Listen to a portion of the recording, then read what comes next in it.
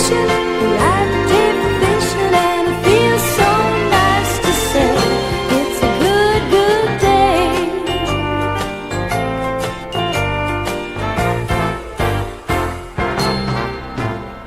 I could get lazy just counting the rainbows, making up rhymes as I go. 'Cause rhyming and rainbows just make me feel happy, and happy's the best kind of day I know. And it's a good day for taking it easy. It's a good day for flowers to grow, a good day for wishing, the right day for fishing, and it feels so nice to say it's a good, good day. And it's a good day for taking it easy. It's a good day for flowers to grow, a good day for wishing, the right day for fishing, and it feels so nice to say it's a good, good day. It's a good day for taking it easy. It's a good day for flowers to grow, and it's a good day for taking it easy. It's a good day for flowers to grow. It's a good day for taking it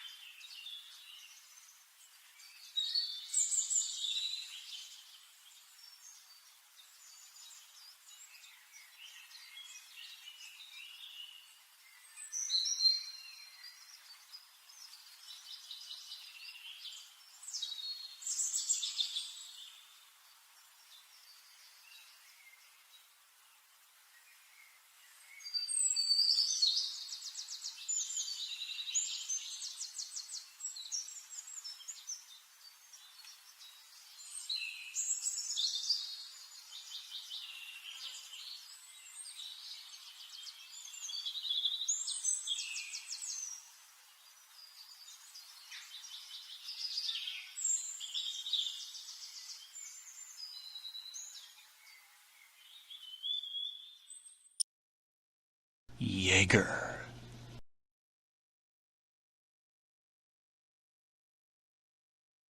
That's it.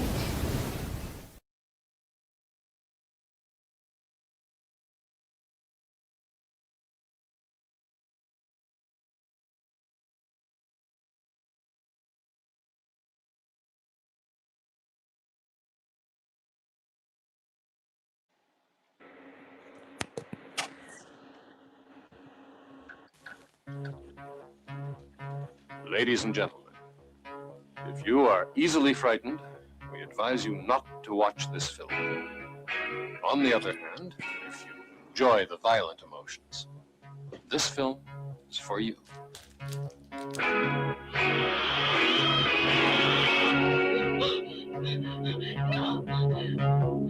Body a whore, dead forevermore. Body 3 times, cursed pain and torture first. Body in a crypt, body hellfire dipped. Body ringing bell, body into hell. No one's life you save, crumble in your grave. Where did you hide her? In a safer place than in your truck. Sometimes I could kill you, Iris. Just once. I want you to make love to me before I die. You mustn't speak like that. Death has no power to separate us. You swore you'd never come back into this room again. I want to stay here alone with my mother. Frank, your mother's dead. So is Anna.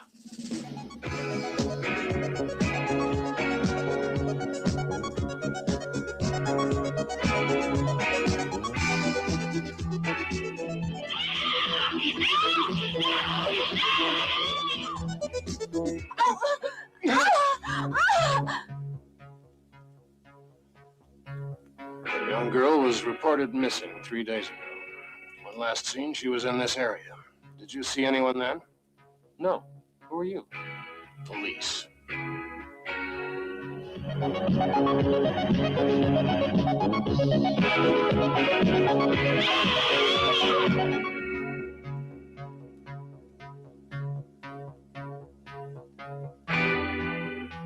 you enjoy the violent emotions, this film is for you.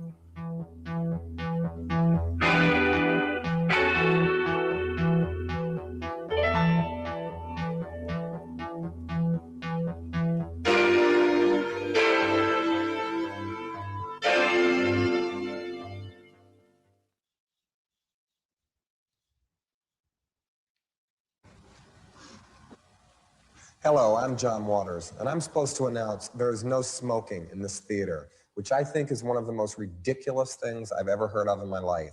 How can anyone sit through a length of a film, and especially a European film, and not have a cigarette?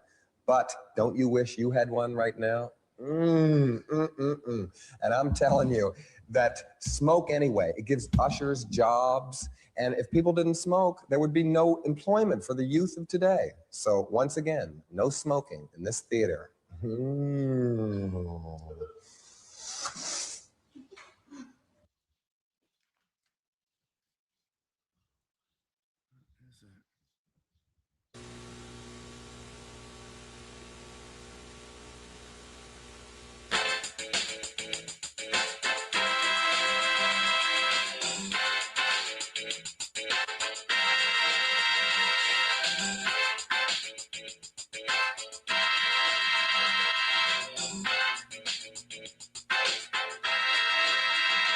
On the 4th of July, on the 4th of July, strange things started happening as the pretty girls walk by.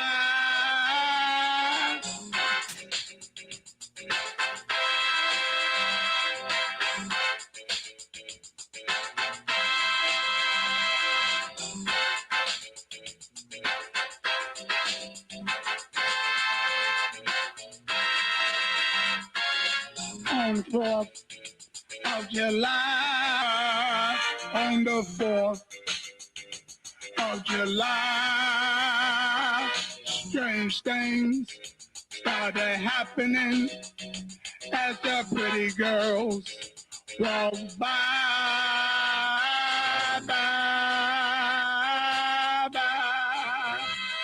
The 4th of July, on the 4th of July, strange things started happening as the pretty girls walk by.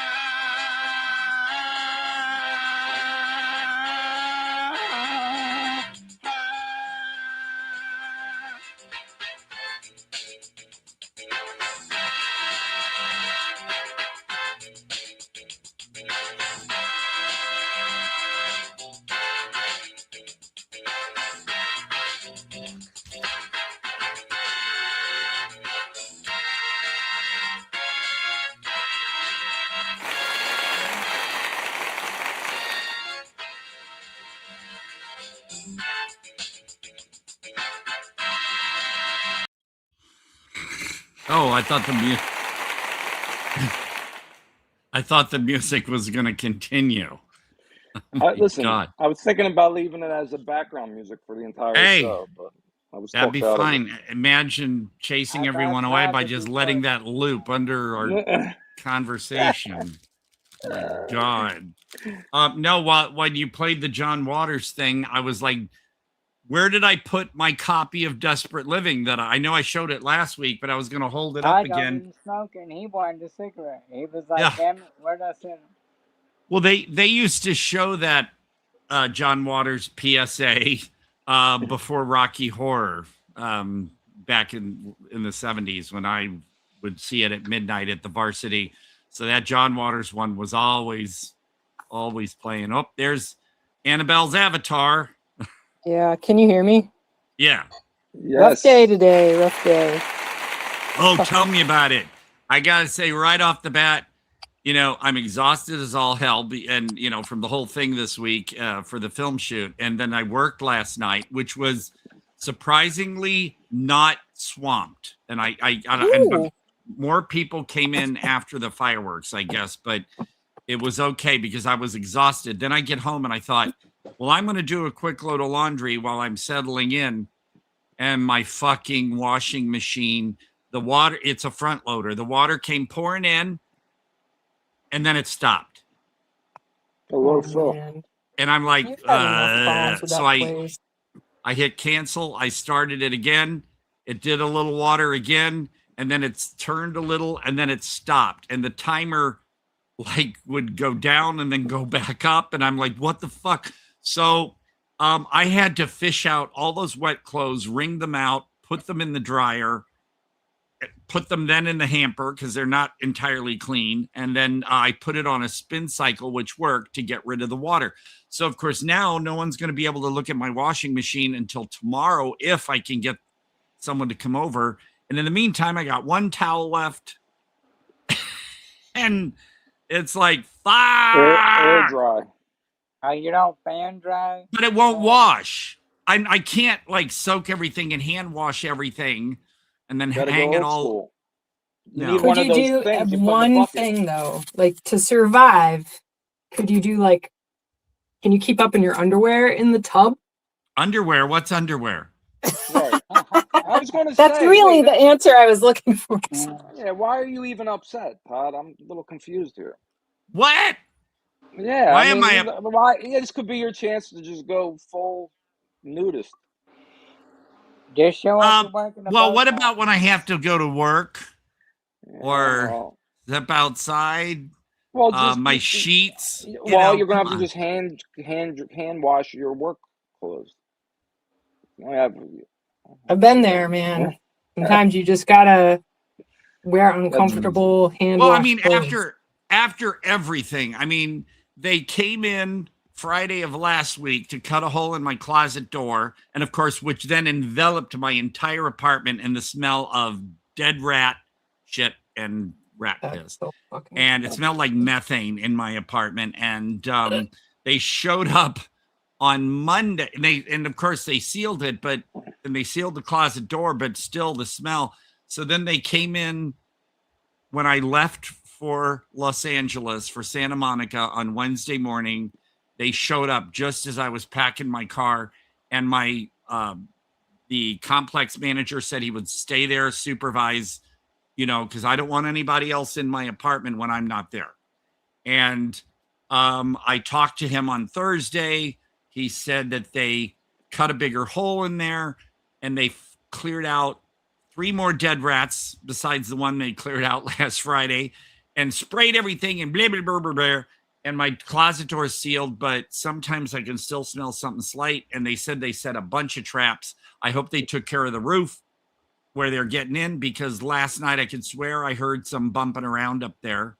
So I guess they can't put more drywall in until they make sure they take care of everything. Otherwise, there'll be more rats in there. So I come home to that. It smells better in here.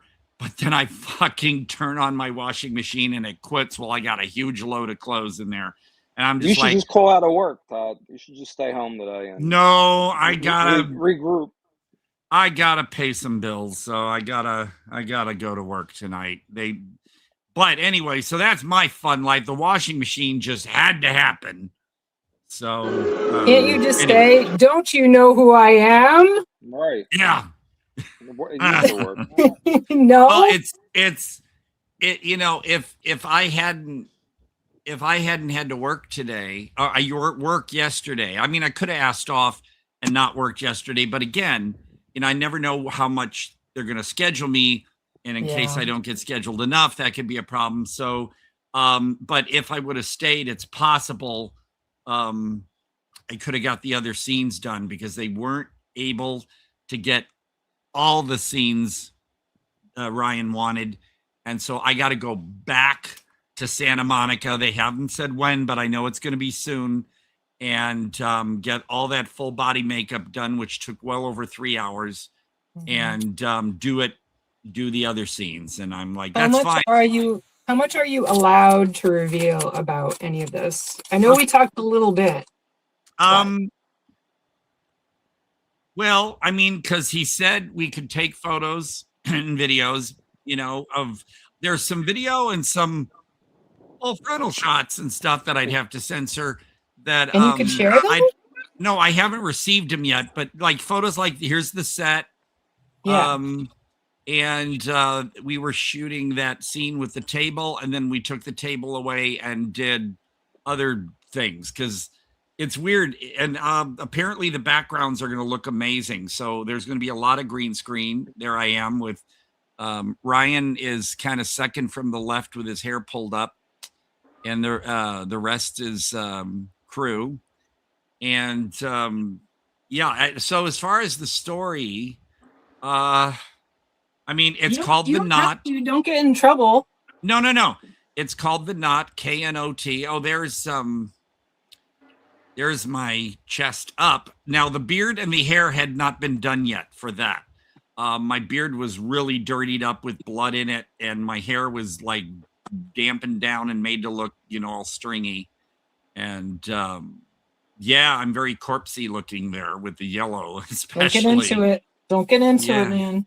No, and I can share stuff, and I can basically say that it's has anyone heard of the Collier brothers? They were two brothers that in 1947 were found dead in their brownstone, and basically they were hoarders. And this movie is it's inspired by that, but I can tell you the Collier brothers, apparently a whole maze of labyrinth of like newspapers and stuff, because the one brother who was then wheelchair bound was blind, I believe.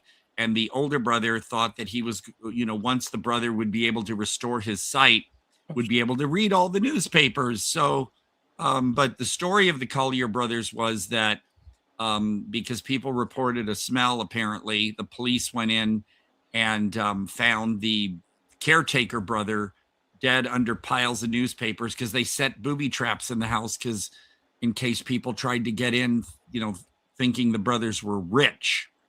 And but the brother died in one of his own traps. There's my arm, gross. And the other brother in the wheelchair starved and had died about 3 days prior to the police coming in.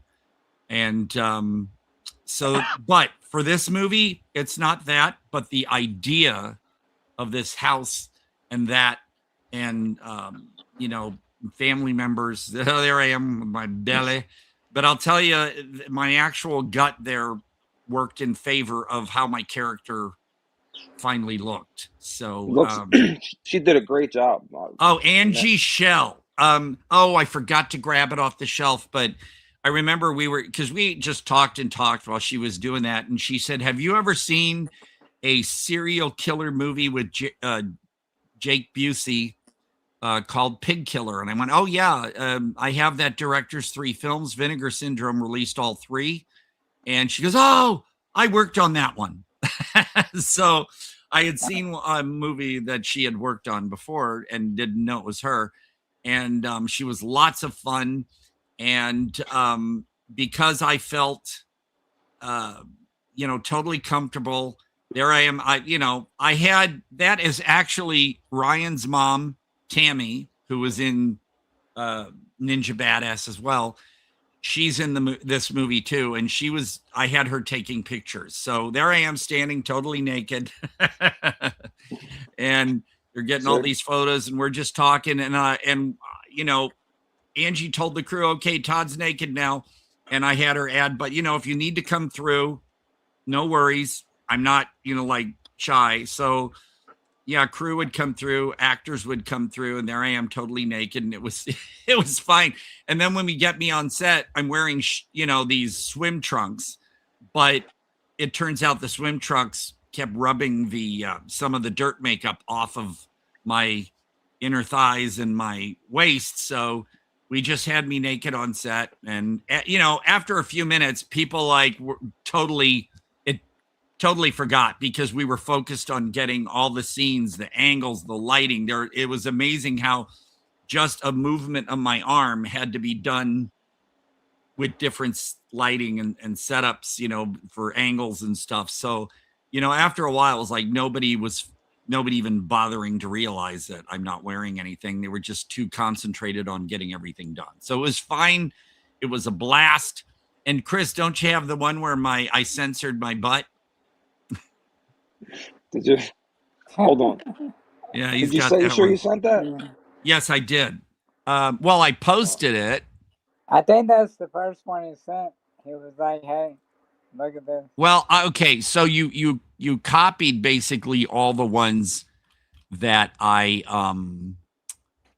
let's see here. I'm going to my downloads. I'm going to the Knot, and I will find you that one and send it into the chat. If it's on your Facebook, I could just share it. Well, it's in the chat now. All right. But yeah, I don't have that one. Well, you do now. And there will be more photos that I'll post as soon as Angie sends me more. I'm sure Tammy took photos that were full frontal too, and she hasn't sent me those. I'll have to message Tammy and say, when you were taking pictures, did you take any frontal ones? I think she was standing in. You can see her reflected in the mirror in one of the shots, but you definitely didn't send me this. Yeah. Okay. Well, that was to give you an idea too of how my whole body looked. I didn't post yet some of the feet photos. Oh, that was a delight because at one point, because they wanted to get my foot coming down my right foot right in front of the camera on the ground, and the ground was green screen too. So they set up a monitor and the camera and they just had me bringing my foot down over and over and over to get it just right. And it was funny because they're down there going, "Oh yeah, this is sick. This is hot." You know, like sort of like I was doing a foot fetish video for people. And it was fun hearing the reactions, because when I was doing angry face and just this area of me looking at the camera and all, you could just hear like Ryan going, oh yeah, this is sick, you know. So Ryan was very enthusiastic. There we go. There's a full shot, and you know, like I said, the hair hadn't been done yet and stuff, but she really, and then of course taking it all off was a process, because I got in the shower and shampooed and soaped up, and rinsed off, but then she had to get some wipe that was a combination of alcohol and some kind of oil and just wiping me all down. And then I had to shower again, and then I showered again when I got back to the hotel. And so yeah, let's say the first day I was there at about 3 o'clock, and we left near midnight. And then Friday I was there at about noon, and then we finished at about 2 a.m. And then I had to try to get some sleep. Got up at 9 o'clock. Hey, drove from Santa Monica back to the Palm Springs area, settle, unpack, and then go right to work. So I'm like, ugh. And so after the show today, I got to work again, and then probably get to sleep when I come home, because I have no idea if or when they're going to show up tomorrow, and hopefully get my washing machine. So I'm exhausted, folks. But let's see here. We have some bad storms and keep losing power. Oh, that's Jason. Yeah, okay. It's Jay. Okay, I thought that might have been you, and I thought, ooh. So if our show ever pooped out, it would be because of that. But there you go. All of them. It's called The Knot, KNOT, and I'm human. I look like a corpse, but I'm human. But let's just say there's a little more a little slight supernatural element, but You're for me, you're dying to say something. I know. I want. It's like Ryan's like share photos, and there's Ryan. Look at that. Look at that. That hair and everything. Yeah, Ryan is quite. He's a. I gotta say, educational wise and everything, he's a really smart guy. And of course, you look at a movie like Ninja Badass, and think, oh my God, there's there he is. And you think, oh man, how is this other movie going to be serious? But it's going to be a lot more serious, and it's going to be so weird. I never read anything like it. And I told him it reminded me of some of my dreams. So it's going to be weird. It's going to be more serious. Fred! Hey, what's up, buddy? Hey, Chris. Hey, Jack. Nothing. Yeah. Happy birthday. Oh, thank you, sir. Happy Thank birthday. you. I'm saying to Chris, but happy birthday to you, Todd. I missed yours last week. Oh yeah, I thought you were. Yeah, I Todd, thought that's what you were referring to. I'm sorry, Chris. Yours all the too. birthday messages. Yeah, I'm like I said, I'm a little sluggish today because I've been going nonstop since Wednesday. And Todd's a superstar. Todd's acting, working. Well, having Ryan kept telling me, and he said before I left, he said, "Oh, you were amazing." So there you go. I'm, and he said, "You're a star. If you didn't think you were, you're a star now." I'm like, okay, so we'll see. But Frank, did you get to see the photos we put up? Which ones? The photos of me on set. Did you see? Oh, I just saw the last one just now. Yeah. No, Okay. the one. Yeah. But no, I just tuned in like 5 minutes ago. Well, I'll tell you what I'll do while we're gabbing. Where's the experience chat? What I'll do, Chris, is put up some more. Let's see. I didn't give you a photo of my back, and then I will give you a couple photos of. Well, here I'll give you a photo of my back and a photo of my legs and feet. Oh gosh, what are we getting into? Get ready, everybody. Yeah. Yeah, for all of you feet fans, if you're rather slightly into stuff like Beyond the Darkness, you'll like my feet in these photos. So I sent those to you too. But it was an amazing. White legs there. Oh, and by the way, I wanted to mention that trailer for Beyond the Darkness. I was laughing because it was dubbed in English because obviously their mouths were moving in Italian, and the narrator sounded like he just stepped onto the set and read it for the first time because he was like, "If you have a taste for violent emotion, this film is for you." It was like he was so unenthusiastic. I just thought that was a hoot. But I have the T-shirt for that movie too. I love that movie. Yeah, you do.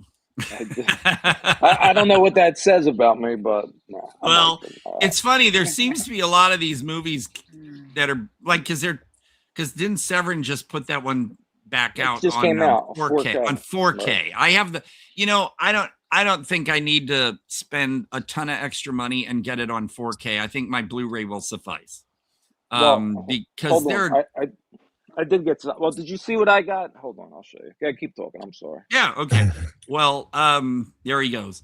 But yeah, because Severin basically the end of June summer sale is basically a lot of titles that they've already released on Blu-ray, but now it's on 4K. And so that means how many Ks is a Blu-ray? 2K? 1080p. So it's 1K. It's 1080p. Okay. And then we jumped right to 4K. That's crazy. That's a big jump. Yeah, and there's your disc. I still have to order that. Oh, you gotta get it, Todd. I watched it for the first time. Okay, so here's what I gotta do. I gotta wait for the 3 new Cauldron pre-orders that are going to be released in August. I have to pre-order those while they're still available to pre-order.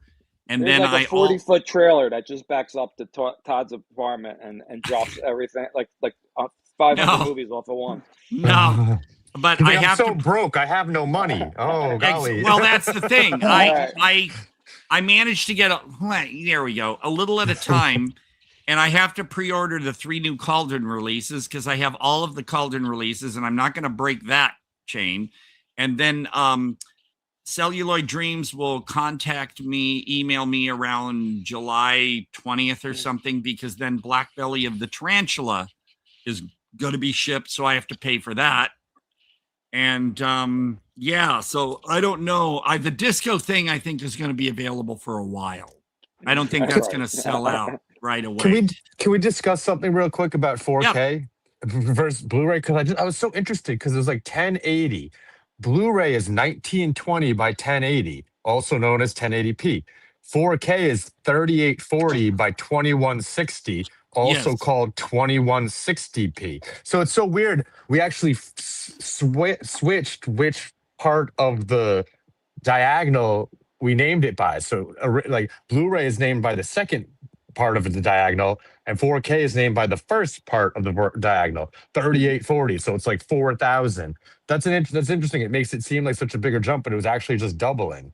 Yeah. And also one of the crew. It's funny too that the sound guy for the film, Craig, he was in New York during Dances with Films and met Mike Caravella, and he saw Astral Plane Drifter. So it's like a weird small world. But I had a conversation with the camera guys and all that, and they said that honestly, people saying, "Oh, what's next? 8K?" He said, "I doubt they're gonna try to go that far and make 8K discs and stuff, because 4K." He said, when you try to go beyond that, it's like, here's a good example for me. I have a 43-inch 4K TV now, and I have my 4K player. I honestly can't. Maybe it's because it's this. I think my TV's big, but some say it's not big enough, because when I watch 4K discs, I'm like, and then I put in a Blu-ray of the same movie. What size TV? 43 inches. Yeah, well, they say, right, you don't really notice. I mean, there'll be maybe a difference that maybe you don't notice. But as you get into higher TVs, you'll see. Yeah, I don't really see a difference between my Blu-rays and 4K discs if they're the same movie. I don't really see much of a difference. If you put in the 2 discs and said, okay, which one was which, I'd be like, yeah, I don't know. So, but I still get the 4Ks. That's why I'm pissed I couldn't find my 4K of Desperate Living, because here is also now the 4K of the original Hairspray, 4K and Blu-ray. That was a quick zoom in. That was good. Yeah, that was wow. But it's automatic. Yeah, and so Desperate Living, I could see more things than used to on the past. But, as far as clarity, like, you're right in there. I don't notice the difference. But, yeah, so Hairspray and Desperate Living were... Do you notice the difference between DVD and Blu-ray? Oh, yeah. Right. DVD... That's a bigger jump. Some DVDs I have, like when we were talking about Space Station 76, my DVD on my TV and 4K looks beautiful. And the Blu-ray... I can't tell much of a difference because the DVD itself looks amazing. So, but some DVDs, depending on the movie, have a softer that's why I'm surprised some of these Italian gialli, look like they were freshly made, when you got American films like The Manitou, which I want to get from Severin, but they couldn't find the negatives and they used an interpositive. And so the movie has it. They did the same thing with, Dante Tomaselli's Desecration. That one was from 1999, and yet for some reason, no one can find the negatives. That doesn't make any sense. And so they scanned some interpositive, and it does not look as good. And so Shout Factory's Blu-ray of The Manitou is not that amazing. But now Severin's 4K of the Manitou using the same interpositive, I don't know, because that's going to be one expensive purchase, but I do want the Manitou. So this whole thing with 4K, I mean, I got a 4K player and I buy the 4K disc because, you know, that way those players and everything will play everything in case, you know, I don't think Blu-rays will totally disappear, but, well, 4K is a Blu-ray, but it's UHD. So it's too much now. It's not as... So, yeah, so that one, and then of course this one has to be mentioned. Oh God, the controversy over this. Yeah, I saw a bunch of it on YouTube. Yeah, apparently the way to watch it is the Laserdisc 2.0 for the audio, which is one of the tracks, because the Atmos track and the 5.1 track apparently used alternate audio in which some of the dialogue is different. Wow. And they say censored, but that's not what it means, because they didn't censor any of the cussing really. They just changed some of the wording in some scenes, weird. Which for different releases, and yeah, which doesn't make any sense. Do you know any examples? Like, well, have you listened to the two separately, or did you read about any examples of what they changed? Every time somebody in a review posts what the dialogue changes are, I keep forgetting to save that so I can. Yeah. But apparently, but even when you read them, did it seem like like big enough of a deal to you that you're like, oh, I do want to listen to that correct dialogue? Yeah, because like say something about like lines were changed to like that's right or something, and it's a different. Well, not removing the cussing, but also different voice, a different voice actor replacing certain lines here and there. So people are absolutely furious because this thing was like $50 or something. And, you know, it's got great cards in it and stuff. But if this is not definitive, then I can understand why everyone is fucking angry about this. And I'm a little miffed, because are they going to then put out another edition? Or are they ever going to correct it? And how am I going to prove that I purchased it unless I go through and my Amazon? Because I had a gift card and I bought it with the gift card. And happy birthday to everyone! Thank you. It was 4th of July yesterday. Oh, but not. Who's that comment from, Todd? Paul the Jar. Wait a minute. Is that the director? What? Director of is what? it? The Jar. Oh. I'm sorry. Like I said, my brain is slightly shot from this whole weekend. The whole week, you know. So wait a minute. Was that the director? I thought you would know. I don't know. Let me see here. It has to. Well, it's either the director or Gary, right? No, Gary. Well, I thought Gary would be Gary. Well, he's Paul too, right? All right, wait a minute here. I'm gonna solve this. No, it was directed by Bruce Toscano. So Gary. Thank you, Gary. I'm sorry, I forgot your character name was Paul. I'm so sorry, Gary.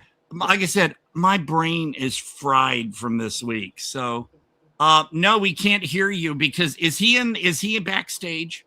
No, I don't. Paul, if you're out there and you want to join in, I gave you the StreamYard link. We can see your chat. Nope, Gary Wallace who play. Yeah. Oh, I see. There's a delay in the comments here. I keep forgetting that what he's watching on YouTube is a delay. Okay. Yeah, that's right.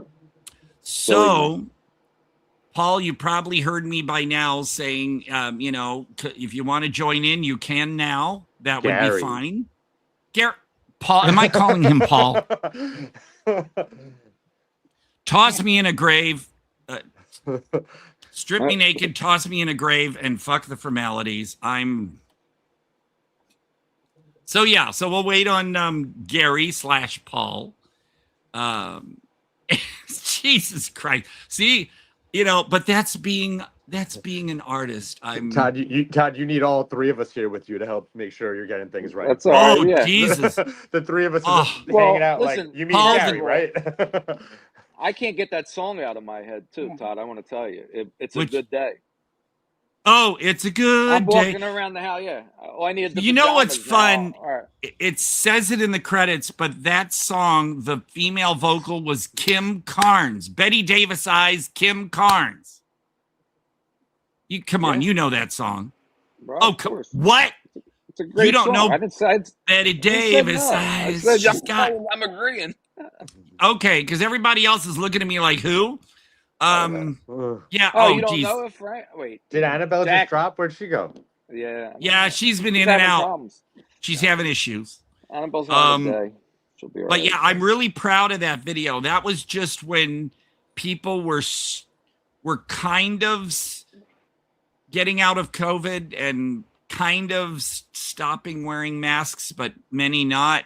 And I was waiting on a friend of mine from San Diego to arrive. He was coming into town. Sorry, my laptop is being weird. Okay, well, when you can. But I thought I'll go, because that park I shot that video in is like right next to where I live. So I can walk out the front of my complex, turn right, and or there's a gate in my complex on a back wall that goes right into the park. So I just went there with my tripod and my dinosaur pajamas. And hey, Annabelle. Not you. Annabelle, long time. That's all right. Interrupt. Washi. It'll go by fast. What's that? Oh, it's okay. It's better now. It was up until now. Squashies. You told me about those. I told you about these. They're from the company Smarties, and they're like marshmallow, but this is sour apple cherry. I'm gonna have to find them. Go through the whole bag. I think I recognize this guy in this yellow shirt here. Mm-hmm. Yeah, that's Frank. I'm pointing in the right way. There he is. Frank is not blinking. So Frank, he's staring. He's trying to outstare you. He's just staring. He pulled that. He pulled that one on us earlier. Nope. Oh yeah. You know what? He is frozen. It's not the worst freeze. Sometimes you get good. freeze. I think that was an intentional freeze. Okay, well he's gone. So people are just coming and going like a revolving or one of those revolving doors. That was a good I had to freeze. put on this. I had my car didn't work. Oh my god. This is so not relevant. No, I was talking about my washing machine. Right. I was just going to bring up Todd's pajamas in that video too. Oh well, if you saw your audience, there's a Spanish horror film, and of course because I'm wigged out here, but the kid in that Spanish horror movie that Vinegar Syndrome released was wearing those pajamas, and then get this, in an episode of Roseanne, little DJ was wearing the exact same pajamas. Oh, wow. So, really? Yeah. And Vinegar Syndrome made those, sort of recreated those pajamas, and you could buy them. And unfortunately, they were not as big as I wanted them to be. So, and I had a bigger belly then, so I really looked pregnant wearing those in that video. But oh well. You had feeties on it? No, they come down like legging. Can't have it all. Things and also No Annabelle. top drawers. No buttons. I did on set, but in case Annabelle wasn't there when I mentioned the female vocalist in that video was Kim Carnes, famous for Betty Davis eyes and stuff. So she was the voice of in the Sugar Bears. I have the album, as you saw in the end of the video. I'm holding up the album while I'm eating cheesecake, and the Sugar Bears, and you could get some of those songs on the cardboard record that would come on the back of like Alphabets and Honeycomb cereals. You could cut the record off of the back of the cereal box. There was David Cassidy, Bobby Sherman, the Archies, a whole bunch of different artists, and you had to be careful because they were right there on the back of the box, and if you could scratch them up if you're moving the boxes around in the store. So But yeah, Sugar Bears, Kim Carnes, and yeah, I was really proud of that video. I had a lot of fun with it, and even when my mouth, tell you were very into that. Oh, I was, and the guy in the car, when he sits there and when I'm next to his car, and he goes, "What?" That was my friend Jay that was coming up from San Diego. He had business here, and so he stopped by and we hung out. But because I was coming from the park when he said he was charging his Tesla. So I said, I'll come over to you in the parking lot behind the theater, and he was charging his Tesla, and I just walked over there and set up the tripod, and we got that shot. So, hey, you're back. My phone died.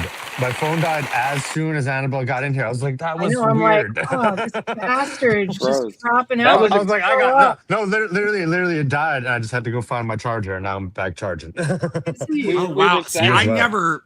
As soon as my phone gets down to like 90 or into the 80s, I just plug it back in, even if I still use it. Because that's not a good thing. It actually hurts your battery to not drain it further. Let it drain. Yeah. Really? Yeah, it'll make it last shorter or whatever. Isn't that well, I've had my phone since December, so I guess I haven't done too much damage to it yet. Yeah, but yeah, don't start charging it at 80. That's crazy. Let it get. I let it get down to 11, and then I joined a StreamYard, and I didn't think to plug in, so that was my bad. Oh, well, okay, so I'll unplug my phone now. There you go. There you go. It's at 100, and I will let it nearly die. Rest. Yes, Annabelle. I was telling the story. Yeah. Because I'm just over here messing with this. I burnt myself. Oh, wait, hold on. Well, here's a little. It's if underneath this isn't like some baby burn. I've worked in kitchens. This is like you should. Oh, it's bad. How did you do it? You have to put ketchup on it. Here's a little Reiki. Oh, please, honestly. I'll use it. I'll take it. Try ketchup. Folks, I can't. By the way, everyone out there, I can do distance Reiki, so you can contact me, and I can either tell you when I'm doing it, or if you don't want to know, so that you're not like expecting something, I can just do it whenever, and you just don't realize it. So question about that. Thank you. Yes. Do you sometimes just do it without telling? Well. You really, I mean, if I have good intentions, because I know someone's hurting or something, but you really are supposed to ask permission. Yeah. I guess it's fair in a way. Like you can just do it because you don't want to just, even if it's good stuff, you don't want to do it to that person unless you ask them, can I? Yeah. Very important. So I did that to you because I knew you would want it anyway, so. I'm pro. There's too many stupid personal things. So how did you burn it again? So I don't have like a big 4th of July celebrations. It's a very small family and a very small pool of any friends who live within like really close to me. But I like to grill. So, and I don't do it a lot. So I went over to my mom's and I get all the meat cut up and all the vegetables, and I'm putting things on skewers, and I'm gonna make strawberry shortcake. That'll be fucking sick. So I've got strawberries, I'm cutting them, and I boil water, and I'm putting strawberries in, and for whatever, I don't know why, I just reached over that pot of boiling. Oh, and the rim. Oh God, yeah, that's a bad burn. No, it wasn't the rim. You're saying it was the steam, right? It was the rim.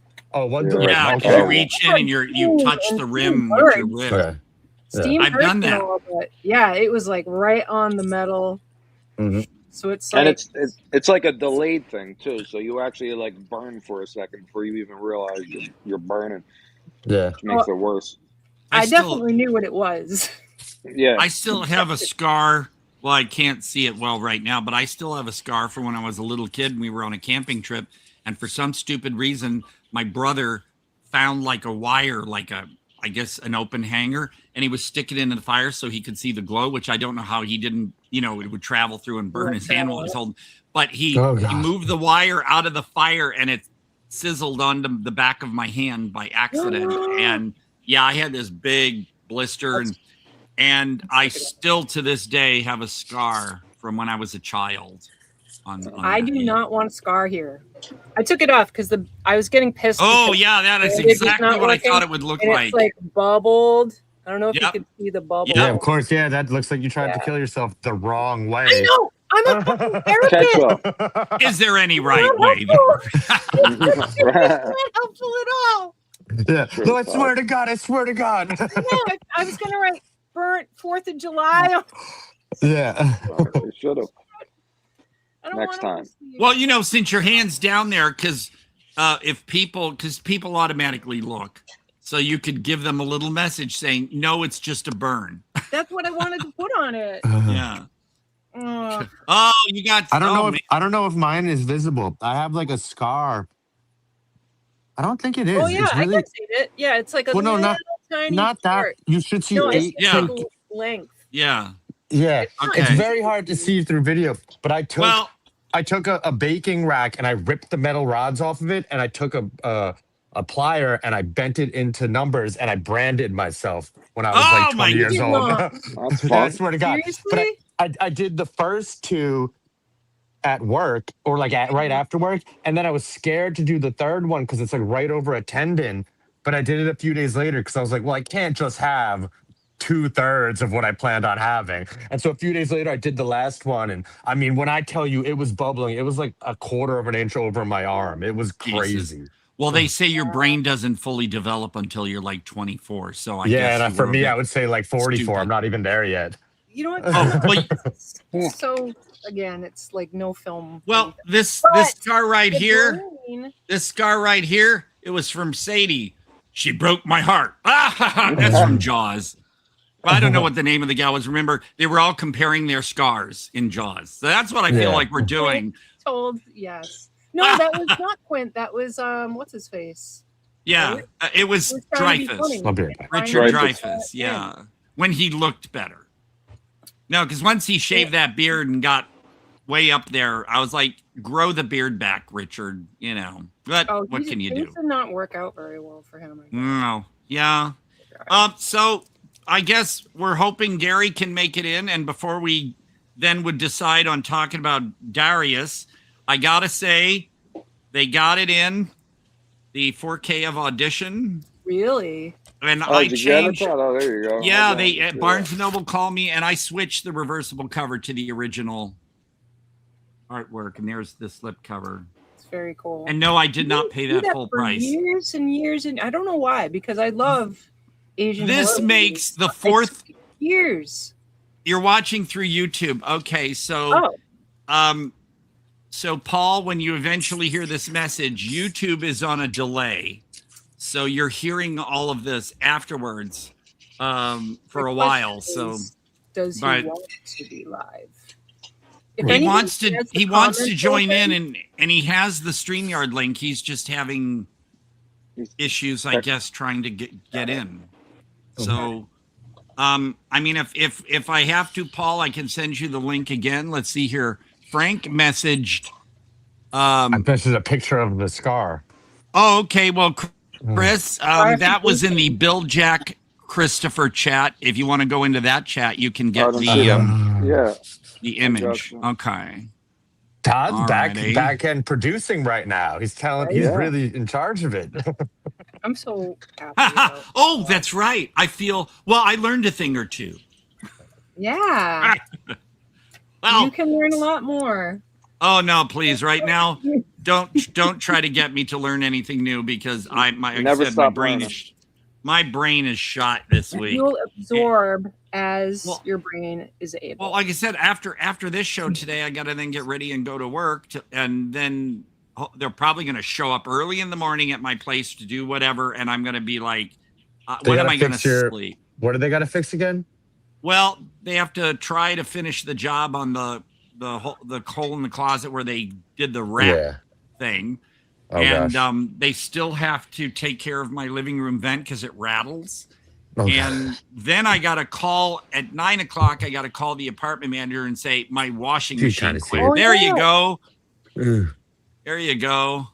823. I see it. Are you going to tell us the August 23rd. I did I mean, if you want to hear, a pet of mine died, then, but I and so, but I had like gotten really fucked up the night before on alcohol and Xanax. And like, I was like, I didn't even notice that my chameleon was dead until like long into the next day.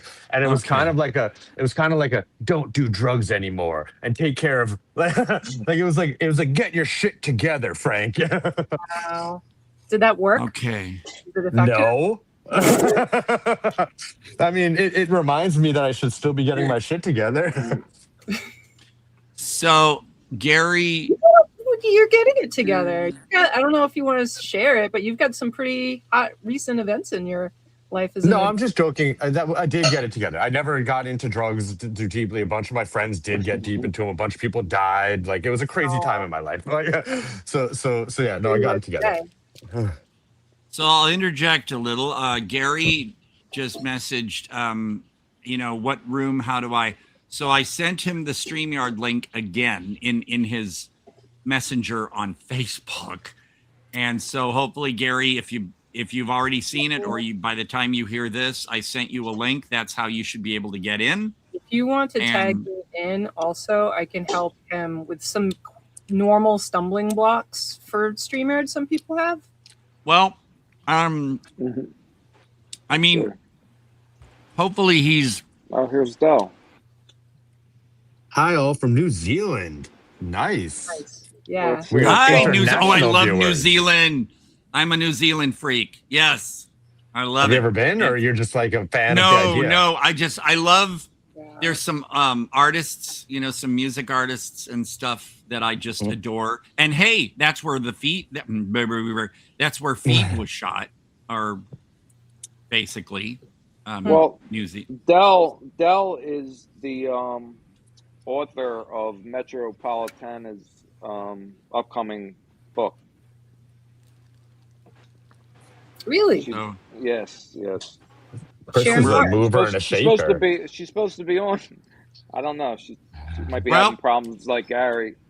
So everybody's having on problems when you're on your phone, make sure you accept for the audio and the video is sometimes a big Thank you, Quaid. Now, Gary is on his laptop, apparently, and he should be able to use the link that I sent. Let me see. To get through. So, Gary, if you're hearing this, or like I said, if you want Annabelle to help you somehow, now I just sent a message to Gary on Facebook in Messenger. And, isn't it weird how there's always part of this show is like troubleshooting. All cookies. Like on air. We're like troubleshooting on air. It's a good show. Yeah. No, well, this makes it. Well, we have one. Here we go. Gary's here. Oh, hey, Gary! Hi. Hi, Gary!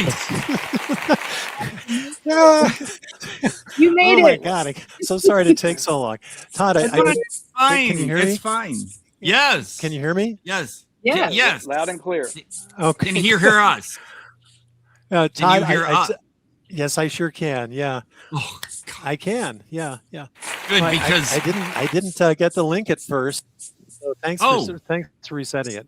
It worked. Oh yeah, no, I was worried because Michael St. Michael's could hear everyone but me, and then he couldn't hear Annabelle. And last week, who was it that couldn't hear me again? I was the only one they couldn't hear was me. Yeah, and it's just like, oh my. I couldn't hear Chris one week. Oh. But we hear you now, Gary, and you hear us.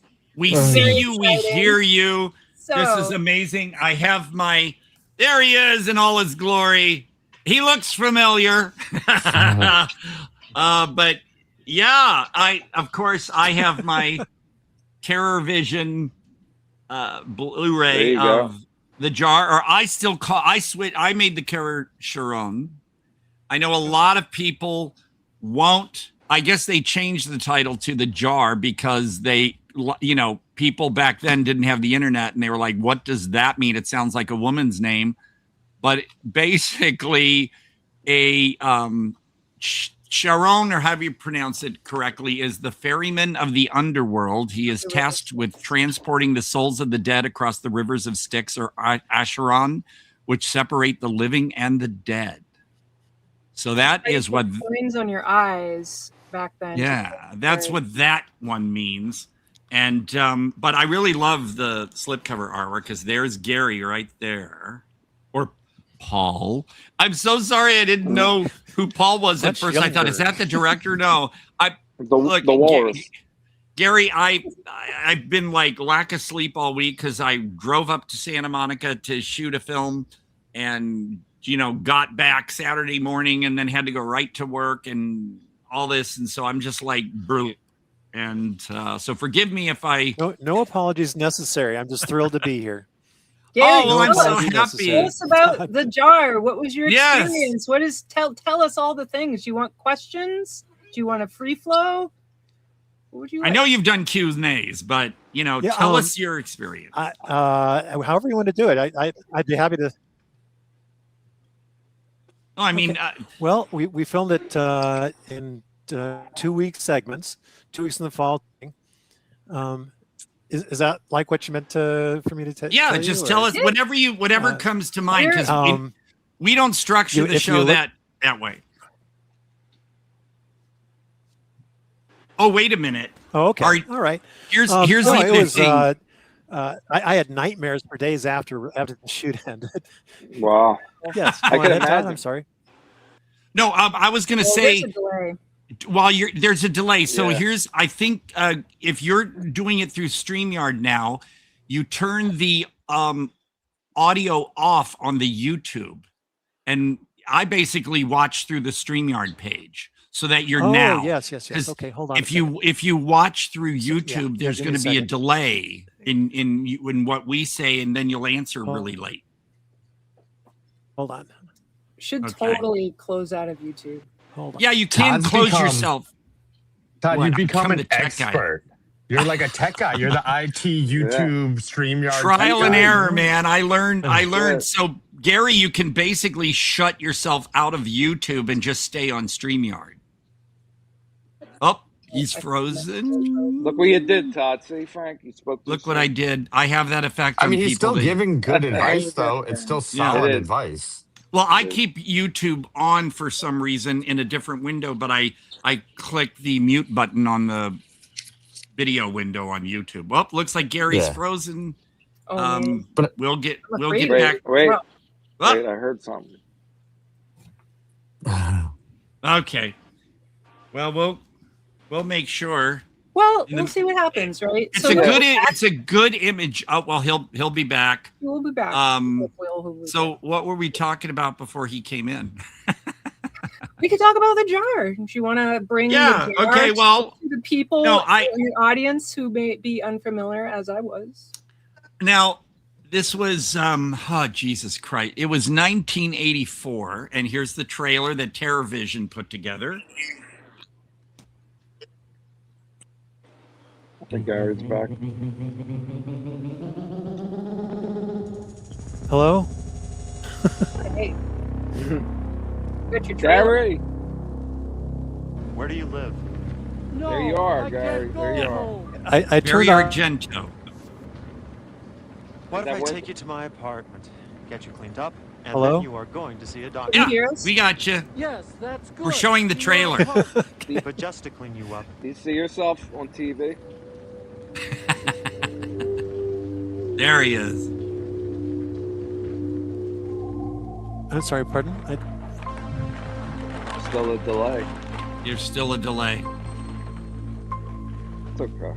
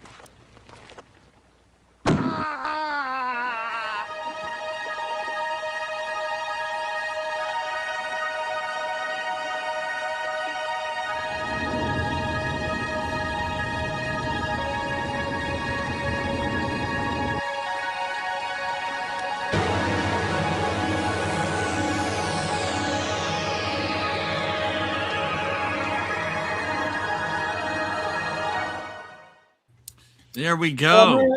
Time out for a second. Yeah, for the delay thing. Yes. So I don't know if people saw in the chat. I just thought that Gary may have not the best internet connection, possibly. So we will just ask questions, allow him the time to catch up, and then we'll go back gently. Yeah, and we can also establish if I think we're okay. Oh, really? Yeah, you hear sound me? good. Yes. Yeah. Hello. Yeah, I think. I just got disconnected briefly, so yeah. But are you hearing us as we speak, or is there a delay? That's the thing. I just heard you as you spoke. Yes. Okay, good. Okay. Then we're wonderful. I also heard Annabelle. Good. Yeah. All right. Yay. Well, we understand if things happen. So, some people pop in and out because it's this weirdness, but we'll stay on it. And what I was going to mention about that trailer that I really thought was interesting is it reminded me of the old style, especially Italian trailers for horror films or gialli, because there were scenes and not so much direct, lots of dialogue, but just scenes. And that's what I like about that trailer, because it's not really blowing everything for you. It's giving you these random scenes and you're like, well, what's going on? So that's very Italian right there. And especially the color scheme, the lighting, very giallo. Some would say Argento, but the reds and like in the card, you got one who looks red, one who looks green with the lighting. It just, I just eat that up. You hit it right on the nose. Bruce, in fact, was highly influenced by Argento and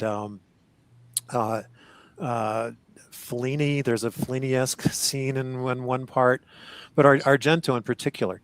And we had one sequence it was shot in a graveyard, and they actually built this crypt, and it said Argento over the door, but they had to cut it. Yeah. Oh, so yeah, that's a shame. Due to length. Yeah, it'd be nice to they could put it back in at some point or another. But I'm just thrilled it got re-released. There also is a trailer comparing the original VHS, which sucked big time. It was terrible.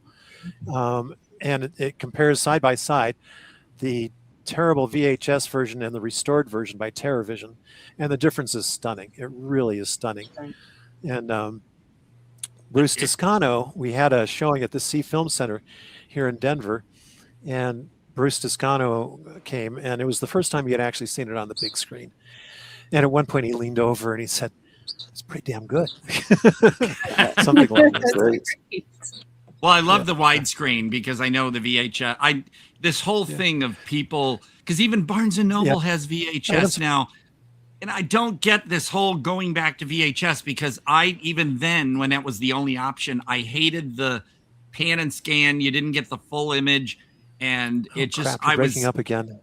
Oh, okay. Let's see. Well, how do I sound now? Well, we'll just keep going here. Well, we'll give him a chance to answer. Yeah, let's see. We'll just keep talking over him if we don't. Okay. Yeah.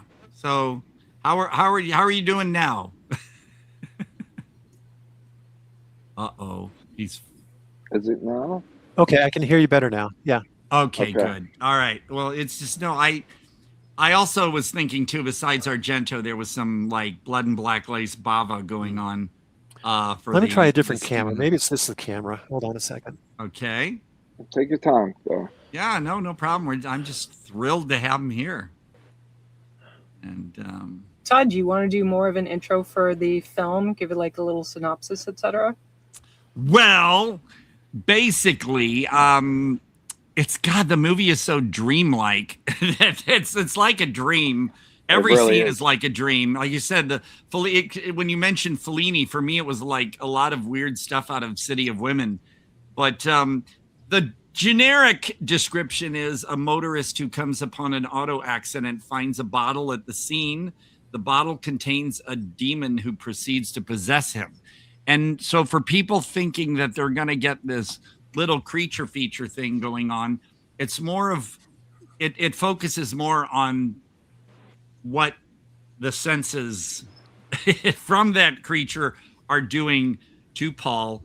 And it's like each scene is like something out of a dream. They're very dreamlike and bizarre, and that's what I enjoy more. Because if it would have become this little creature skittering around, that wouldn't have made it as good, I think. So Paul, well, a lot of people thought Gary. the cover of the VHS had the. Oh, that's okay. The cover of the VHS had the jar, and it was spilled over, and this thing was crawling out. And so I imagine a lot of people who bought the VHS thought the movie was going to be about this creature who jumps out of this jar and eats people's souls, which of course it's nothing at all like. I have long COVID, which is a chronic illness. And it dawned on me the movie could be a metaphor for chronic illnesses. Because I mean, I look fine. If you look at me, you wouldn't say there's anything wrong with me. But I don't know why I got long COVID, but I did. And I never know what it's going to do to me. One day I'm going to have, extreme thirst. One day I'm going to have, if I feel like I'm in another universe, and I can't get rid of it. And so the jar, I don't know why I picked up the jar. I don't know what the hell it'll do to me next, and I can't get rid of the damn thing. And so it dawned on me, it just could be a metaphor for chronic illnesses. A friend of mine's got lupus, and if you look at her, she looks fine. But, she's had lupus for years and years and years. And another friend has Lyme disease, another chronic illness. And again, to look at her, you'd think she was fine. But, she's been struggling with this thing for years. So I don't know if this was their intention or not. When I was in the movie, it was explained to me it was an exploration of man's inhumanity towards man, or some sort of nebulous thing along those lines, except for the two tender scenes. And people have done all kinds of speculation, like the boy coming out of the blood was a brother who I accidentally killed or something along those lines. And the girl in the park was actually my daughter who died in the car accident. People have gotten all kinds. Everybody seems to have a different interpretation, which is frankly one of the things I love about the movie. That's cool. We've had several. We had two at the Music Box in Chicago, and they were sold out and very well received. Well, the Q&A the from screening the Music at Box. the Sea in Denver was sold out. Whoops, Chris, Yeah. I'm getting a thing. But yeah, I saw on the extras on the Blu-ray the Q&A at the Music Box. That's on this, and right. That like you said, that was a fun group of people. From what I could see in that one. Let's see here. It was great. Yeah. Listen, I know I'm taking up somebody else's time slot here, so if No, you you're wanna not. Go back to You're not. the original agenda, No, you're good. It's okay. You are fine because the other person Okay. has not responded.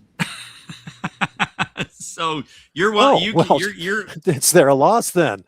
yeah. So they just haven't turned up or anything. So you are here, and it's your spotlight. So not to put you on the spot. Okay. We'll get to them. They'll be next after you, Gary. Yeah, they'll be after you whenever.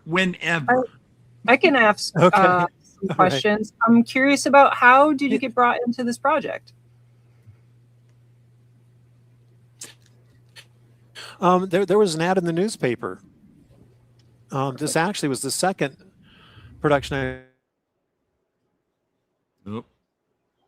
had worked on with Bruce.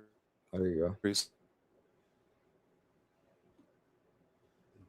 There had been an ad in the newspaper.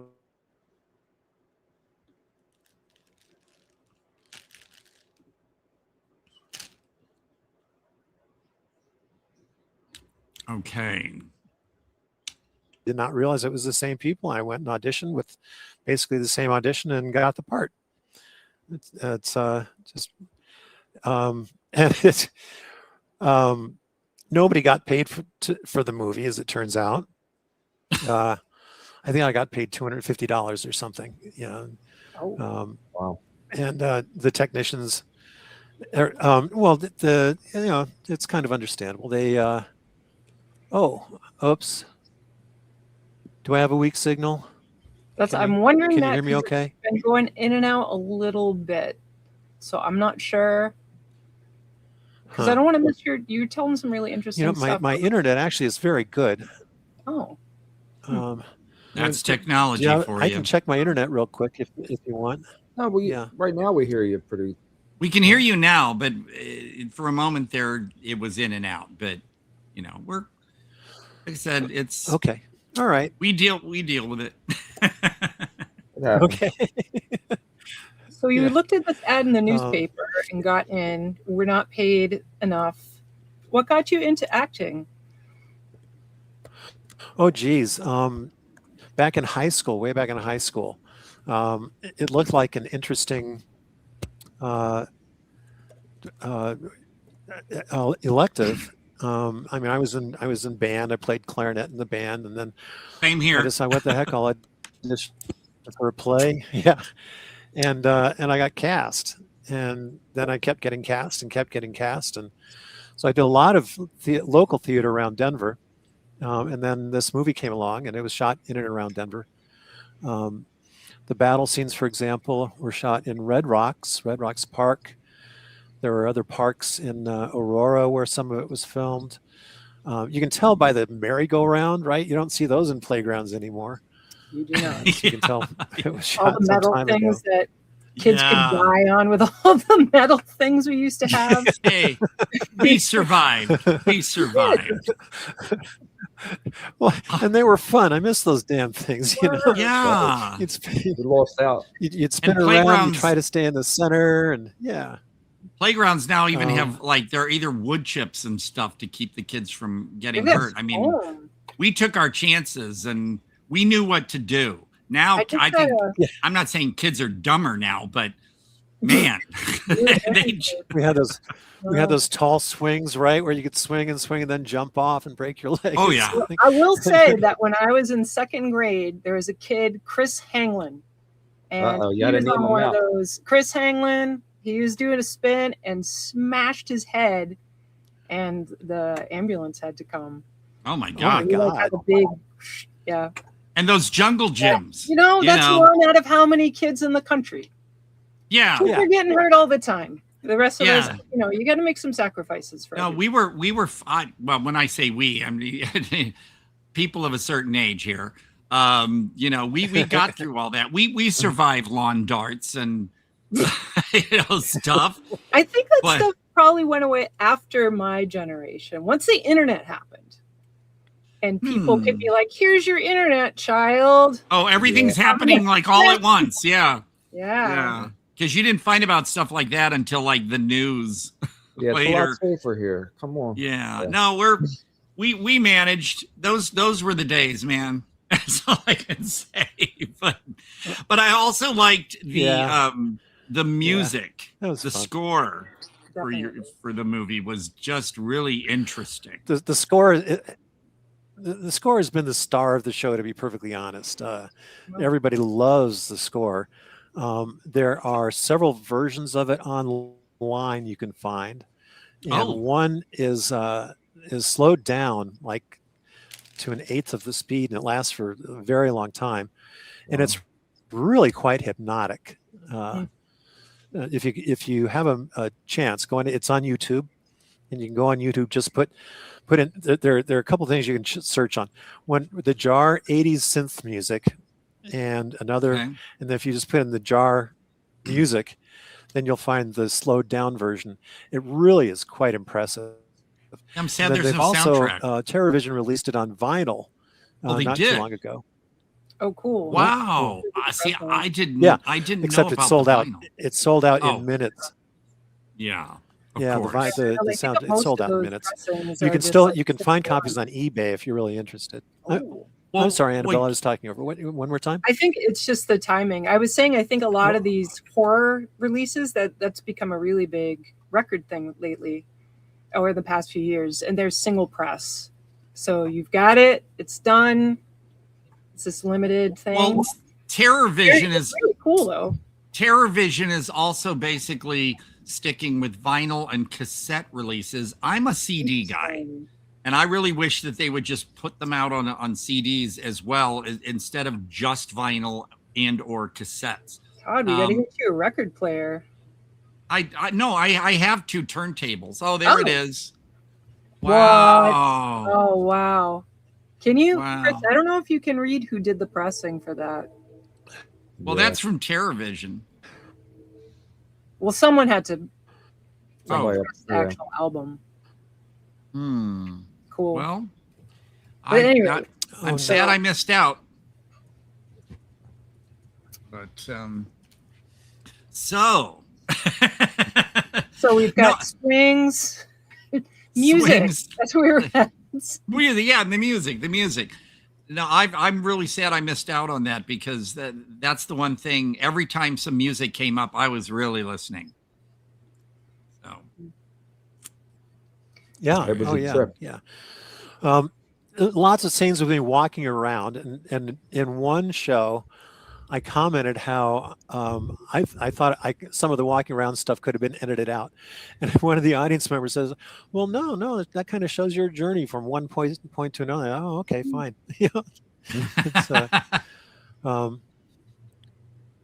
well, yeah, we all did it was an different interesting things. experience for sure. Yeah, So now and that I'm thinking, go ahead. I was going to say Karen Schoberg, who plays Crystal in the movie, was great to work with. She was fantastic. I'm sorry, go ahead, Annabelle.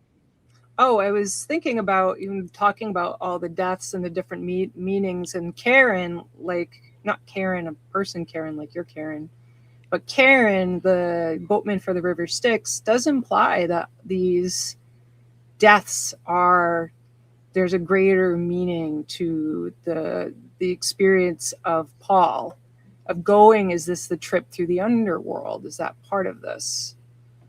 Like when you die and supposedly your life flashes before your eyes and things like that. Oh, yeah. Yeah. It certainly has been one interpretation. Absolutely. You bet. What is your well, so the correct pronunciation is Karen? Yeah. Okay. Thank you. So I Because was learned a mythology class from the Greek teacher. Oh, good, because I was saying Sharon all this time, and I should have Googled, pronunciation of. I should have done that, but I never did, and I kept saying Sharon. You're learning. I always called it Sharon. As a matter of fact, Bruce Toscano called it Sharon. So, but then I think of my Sharona that gets stuck in my head, so I don't want to. Thank you so much, Todd. It's going to be in my head for the rest of the day. Doggone it. Okay. Oh, damn. I'm hanging up right now. Goodbye. No. All right. I mean, you can always hang up on us if you so choose. No, I'm not going to do that. The other thing I thought was interesting. Doing these things. This is great. Oh no, I'm so happy you're here, because when you messaged me and said, "Hey, it'd be fun to come on," I was like, "Why didn't I think of that?" So yeah, no, it's great, and I also wanted to say that what gives the film an otherworldly, like you said, through the underworld or whatever, is the fact that there was basically, it was dubbed. The vocals were basically dubbed. I don't know much about filmmaking, but what was explained to me was there's a 60 decibel under thing you can do when you're shooting a film, so you can automatically sync the film with the sound. And Bruce didn't think it was necessary. So when they actually tried to put the sound onto the film, it didn't match. So in the springtime shoot, what we would do is we'd shoot during the day. We'd go to a studio at night, redub everything. And the funny thing about it was we'd do a practice dub and then the real dub. And they always liked my practice dubs better than the real dubs. So they just started recording the practice dubs. And Les, the old guy in the movie, bless his soul, God, he would shoot during the day and then he'd go to the studio at night and maybe he'd have like 5 minutes of dubbing, but he'd stick around the whole time anyway, just in case he was needed. And geez, I thought we were going to kill the poor guy just by overworking him. And, you know, so we'd shoot the day, maybe take an hour and a half off, catch a quick nap, go to for a few hours, go home, take a few hours sleep, get back up at 6 a.m. and shoot some more. It was hectic for sure. And part of it is shot at obviously, but part they rented this huge. There in the spring shoot, there were actually two shoots. One week was they rented this warehouse and had this blue screen done, which never got used, I don't think, in the movie. And there was a graveyard they built, which never got used. But some of the car scenes were shot in the warehouse. Some of the other scenes were shot in the warehouse, like me running in place. Somebody commented, looks to me like he's running in place. Yes, Gary is running in place. So, and then they rented an apartment, and then that's what the apartment scenes are all about. They rented two apartments, one for me, one for Crystal. I'm sorry, go on. No, I was just saying the like you said, the way you did the dubbing and stuff, it actually, to me, gives it an extra something to the film rather than, oh, everything's dubbed like an Italian horror giallo. It gives it this strange feeling, which adds to it rather than, oh, they dubbed everything, you know. So I think that there are a was lot an of people who have said this. Yes, yeah, a lot of people have commented that the dubbing does give it a strange quality. Speaking of dubbing in Italian, there actually is a version of the jar dubbed in Italian. If you get a minute, find it because it's hilarious. I have this deep basso voice and I sound like this sexy Italian man. It's like, oh my God, who the hell thought this was a good idea? But it's quite fascinating. Well, they also, for instance, I don't have it with me at the moment because I can't find it, but my new 4K of John Waters' film, Desperate Living, does offer an Italian dub track. So if you want to watch a John Waters movie dubbed in Italian, that is the one to check out. But it's too bad TerrorVision didn't have access to the Italian track. That would have been fun, actually. Oh, it's quite interesting. Yeah. Oh man. Now the other thing that I found interesting, like you said, and I wouldn't say, some people may say, well, it looked disjointed because he's walking and then he's here and then he's there. But again, because of the dreamlike quality of it, I think that kept your mind busy, and I like that. Now, for instance, after the one bit, then there you are on your living room floor wearing nothing, and then you get up and walk out of the room, but then you are walking out of a doorway and you're clothed again. And I'm thinking, no, he didn't get dressed. It just keeps flipping and making you like part of the ordeal, I would think. Absolutely, yeah. It's totally losing touch with reality completely. Not knowing if I'm in a dream, if I'm actually experiencing. You know, there have been people who have speculated the whole thing with Crystal was actually not real. Crystal wasn't real. I have nothing to say about this. People, everybody's got their own interpretation, and the fact of the matter is there is no wrong interpretation for the movie. Wow. Everybody wants, seriously, 30 people will probably take 30 different things away from the movie. That is cool. cool. Love that. I think that's really fun. Like when people talk about John Carpenter's The Thing, and he'll hold the secret probably until the grave. And the idea that you can have so many stories, I think, helps because they're all possibly true, right? There's no, it's my way, no, this way is right, no, whatever. And everybody can have this strange mythology around it. Is really fun. Oh, that's exactly. Yeah. I also wanted to, go ahead. Go ahead. No, after you, Todd. No, I'll remember what I was going to say. It's fine. Well, no, I'd like to hear it because we're on that flow of that specific thing. I'm going to go off into something else that I was going to ask you, but no, continue. I was just going to say, in the extras, George and Bruce talk about the movies they had seen and how it was during the time of The Exorcist when people were, getting sick and leaving the theater. And they said they wanted to make a movie so dark and so disturbing, people would get sick and leave the theater. Now, why any make a movie where people would leave the movie is beyond me. I love that goal. And it's frankly not even close to being so gross people are going to leave. They might leave because, I'll be honest, a lot of people found it quite boring. And that's fine. But everybody, it is certainly not for everybody. It's totally non-linear.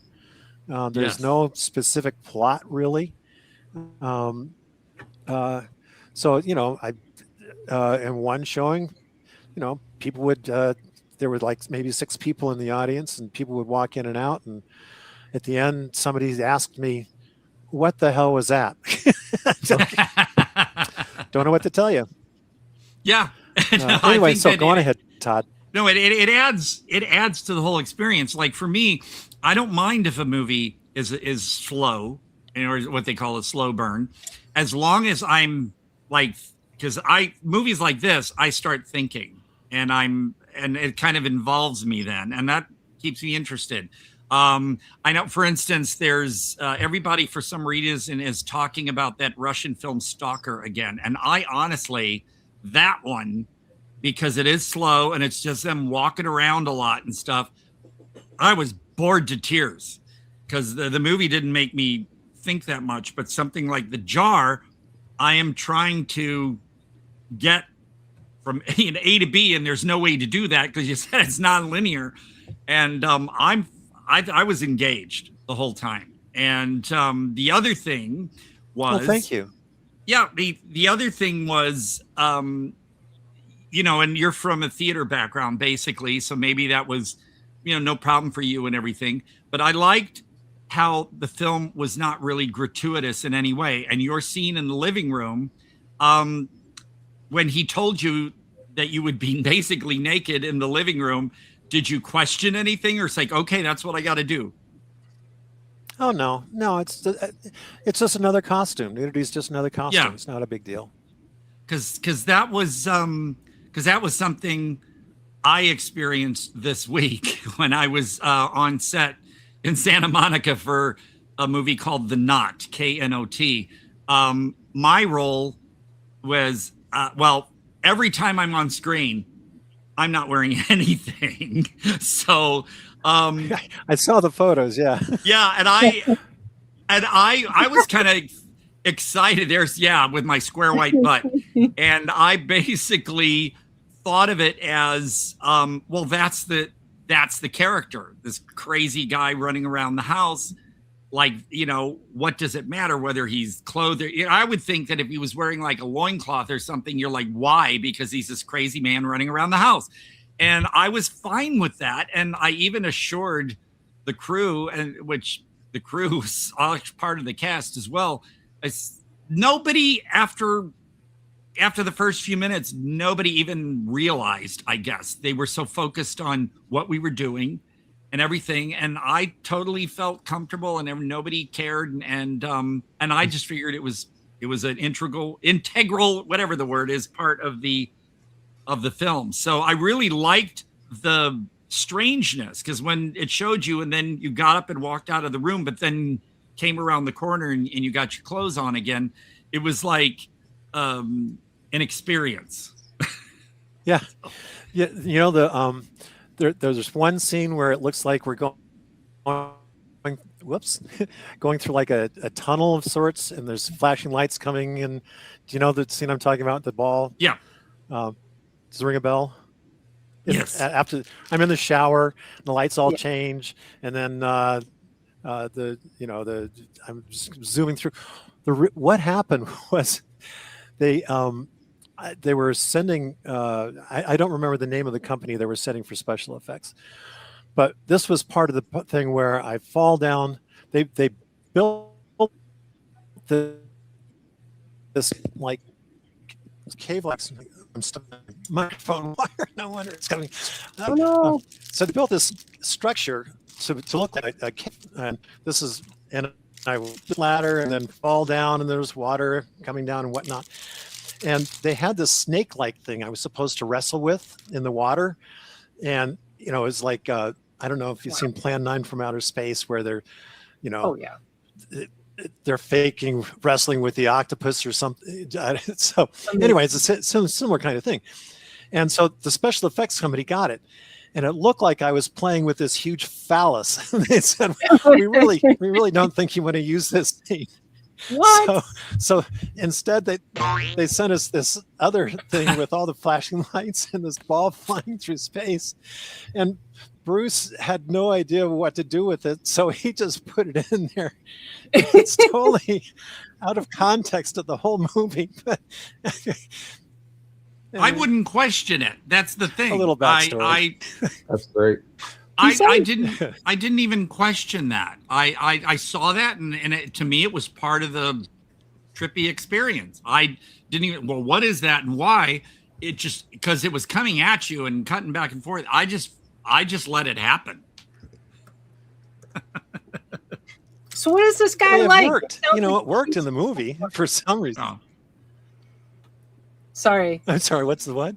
I was just asking, what's this guy like? He's like doing all this. He wants it to be the most gross movie. He's just throwing stuff in there. Sounds very interesting. Very interesting move. Bruce is a nice guy. Yeah. And when he saw the movie on VHS, how butchered it was and how terrible it was, he completely gave up on movie making. He said that nobody's ever going to hire me. It killed his art, as he said. Wow. And seeing the restored version really helped him out a great deal. I don't know if he'll ever make another movie. Maybe he will, maybe he won't. I'll be honest. He talks a lot in the extras about what kind of film stock he was going to use and so on and so forth. I had no idea he had so much information about movie making, but he was really quite knowledgeable. No, he's a very nice guy. George Bradley's very nice as well. But they just loved those strange movies. Same. Same. I'm the weirder the better. Yeah. I know that some movies are just weird and you're like, well, what the hell? But if it engages me, I don't mind, because I think that there's probably a reason, not so much plot wise, but there's a reason it's that strange. And I'm all for it. I'm all for it. And that's why this movie, at first viewing, you're kind of I was taken aback a little bit, going, oh, this is odd. But at the same time, I was like, okay, I want to go with this. I want to see where it goes. So I'm really happy I ordered it. It's so out there. And like you said, there are a lot of people who probably would shrug and say, well, ugh, but I seek things like this out. And yeah, there's the big. I know. Just curious. When you first saw it, was it the VHS? No. The VHS version? I could not get my hands on it. It sucks. Yeah, and I saw the artwork and I thought, oh, this looks like one of those movies from. I was going to mention a label, but now it's gone, because they would just chuck out any kind of and always have covers that Magnum Entertainment. Like Magnum or Imperial and other things, but this one, it was elusive. And I guess, like you said, glad that I didn't get a chance to see it. it took until TerraVision put it out that I finally got to actually see it.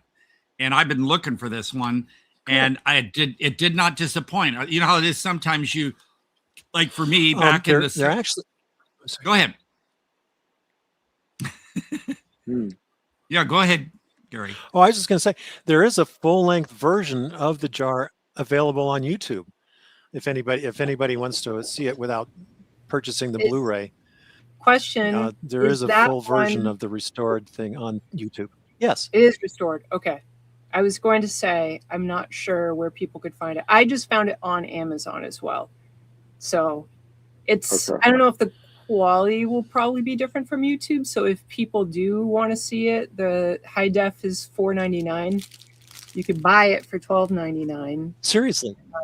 Yeah. So it's out there. I didn't. Although, oh wow, cool. Although, be careful with the digital purchases, because as you know, lately digital purchases are being pulled or disappear. Yes. So that is why, you know, physical media, people. That's why you got to own them.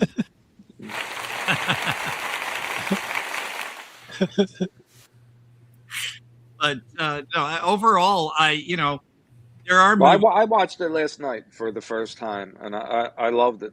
I thought it was really. I thought if that movie was made today, it would have done so much better. It's so ahead of its time. I think even for, I had its small following or whatever, back then, but I think today it would work well. The style of it would catch on more now, because when they say way ahead of their time, I think this one was, because it was in during a boom of horror movies where it was all, Freddy type stuff and stabby horror.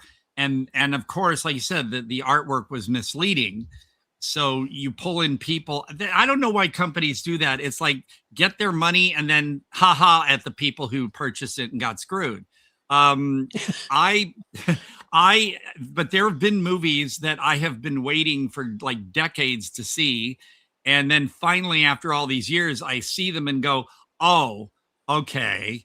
But this one, I didn't realize was going to be, like you said, the artwork was misleading. And secondly, the whole surreal and dreamlike thing of it, I did not realize was going to happen. And that's what then really pulled me in. And I was like surprised and thought, oh, this isn't what I thought it was going to be. But I'm glad it didn't turn out to be what I thought it was going to be.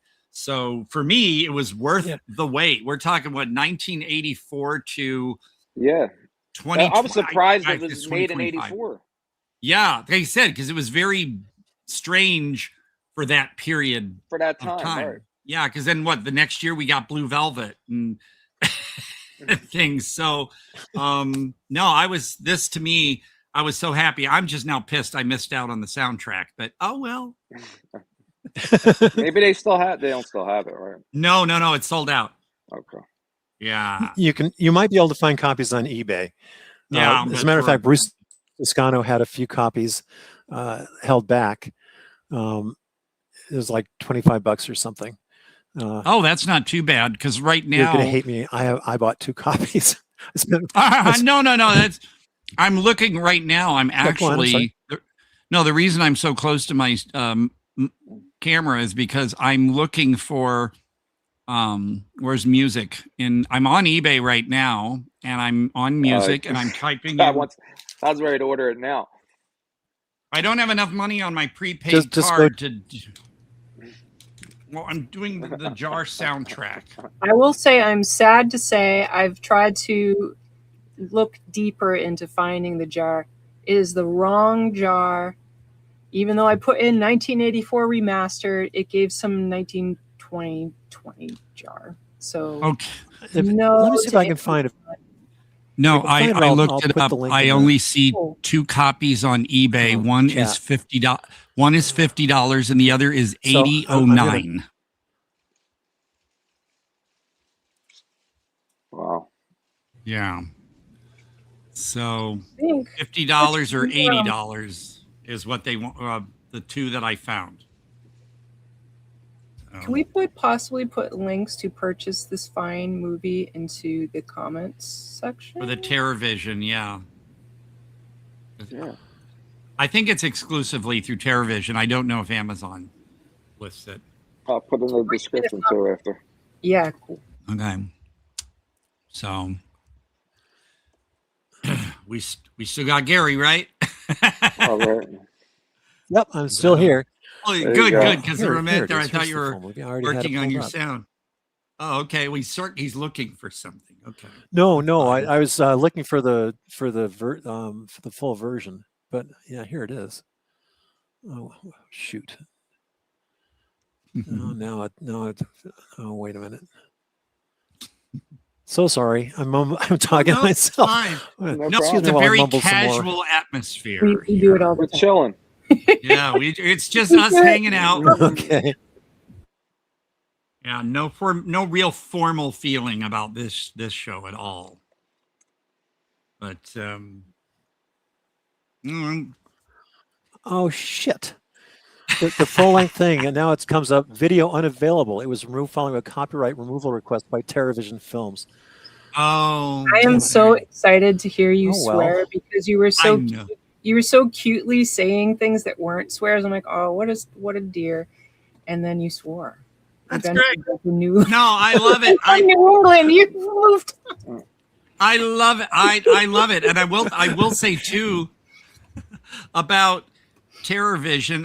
I'm a little disappointed because last year they put up this whole thing and they had bundles and everything for student bodies, and I pre-ordered it last September, and I missed out on the bundle that had the horsehead bookends, so I got the second bundle with everything except the horsehead bookends. And they said the release date was December, and then they changed the release date to January, and still not out. And they have like an update section on their website, and they're still working on it. Did they take your money yet? Yeah, they see now some websites won't charge you until they ship it. But like Vinegar Syndrome and Severin and TerrorVision, they charge you at the moment of your pre-order. Most do. Yeah, and I'm talking about nearly $80. And so TerrorVision, get cracking. A technical question, Todd. No kidding. Maybe you can answer. I don't know who can answer. What is the length of the remastered version? Because I found it on YouTube, but it does not say remastered. So I'm curious. This says 1 hour, 25 minutes. IMDb says an hour 29. And that's the remastered one? No, I don't know what it is. It doesn't say. It just says The Jar, 1984, Thank you, 1 Jim. hour, 29 minutes. So I shall investigate. Continue. So, and I understand too, Gary, that according to watching the extras and everything, that this was your one and only film.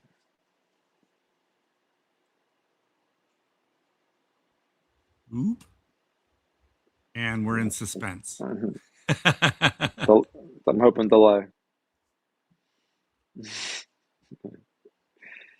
Oh, well, folks, He you might all come know back. by now. This is how things go. I mean, they can put a man on the moon. Wrong with it. So far, okay, here we are.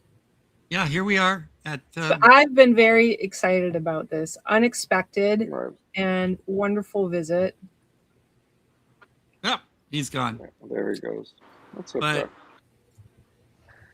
you got I am so thrilled because I thought about asking Gary, hey, would you ever like to come on and talk about The Jar? Mm-hmm. But I thought, because there are some filmmakers and that are like, oh, I don't do cameras and so I don't do those. But I wanted to ask him, and then right as I was thinking about that last week, he's back. He writes me and says, hey, it'd be fun to, and I'm like, oh, come on. A lot of people get There he is. uncomfortable with public speaking, even people who are in the business, because it's a very different environment from being. Yeah, well, like you said, we it's like a bunch of friends hanging out. We're having, casual time. So yeah, so they should never feel too weird. But no, I was, if Gary, if you can hear what I was saying, is I was thinking of saying, hey, if you ever want to come on the show, but I didn't know how you'd feel about that. And then just as I was thinking about it last week again, you wrote to me and said, hey, it'd be fun. And like, yeah, so here we are. Yeah, because this is a little movie that I think people should discover. And whether you like it or, not, after you watch it, it's at least, this is, Gary, I think I might have told you that when I'm at work at the theater, I always have a stack of movies with me. And when people come to see a certain movie, I always pick up, thank you, Quaid. I always pick up and say, well, when you get home, you need to look at this one or this one. Well, thank you. And so I can kind of tell who is up for a little bit of being adventurous and not be so high expectation on, like you said, a big Hollywood type movie. So I will, I definitely recommend little things like this and say, see what you think. And, because it's a discovery. And this is a good chance to have you and get more people to take a peek. But like I said, the best way, folks, physical media, you gotta get and boy, look at that nifty slipcover. That's nice. That spiky thing, that was really strange. Almost it's great. It, like you said, that thing in the air, and then there was and I thought it's a more spiky silver sphere like Phantasm. Yep. In a way. Yeah. But, how that was filmed, I was actually controlling it, right? So you can't see my hand controlling it, but I'm controlling it into my face, and then they put little drops of blood. And I don't know if caught or not. Crystal is in the room. Crystal's the one who initiates the spiky ball. Yeah, it's that's for the other film we're talking about. Oops. But that spiky thing. Well, that's what made it on this cover. Mm-hmm. See the spiky thing, although his face is the other direction. You were gonna say? Yeah. Nothing. No. I just Crystal's the one who initiates the spiky ball. It's a very quick shot of her face, and then the ball, the spiky ball. Oh, okay. No, the one that I was going to ask, but then your camera went out and stuff was, so in the extras on the disc, you say that this was your one and only film as well. Correct. And did you have any interest? I just went back. I just went back to work. Oh, okay. It never occurred to me to try to send, the movie to an agent or anything. I don't know why. I actually auditioned for agents in Denver, and they didn't want to use me. So that's the way it goes. No problem. Well, I don't have any agent or anything myself.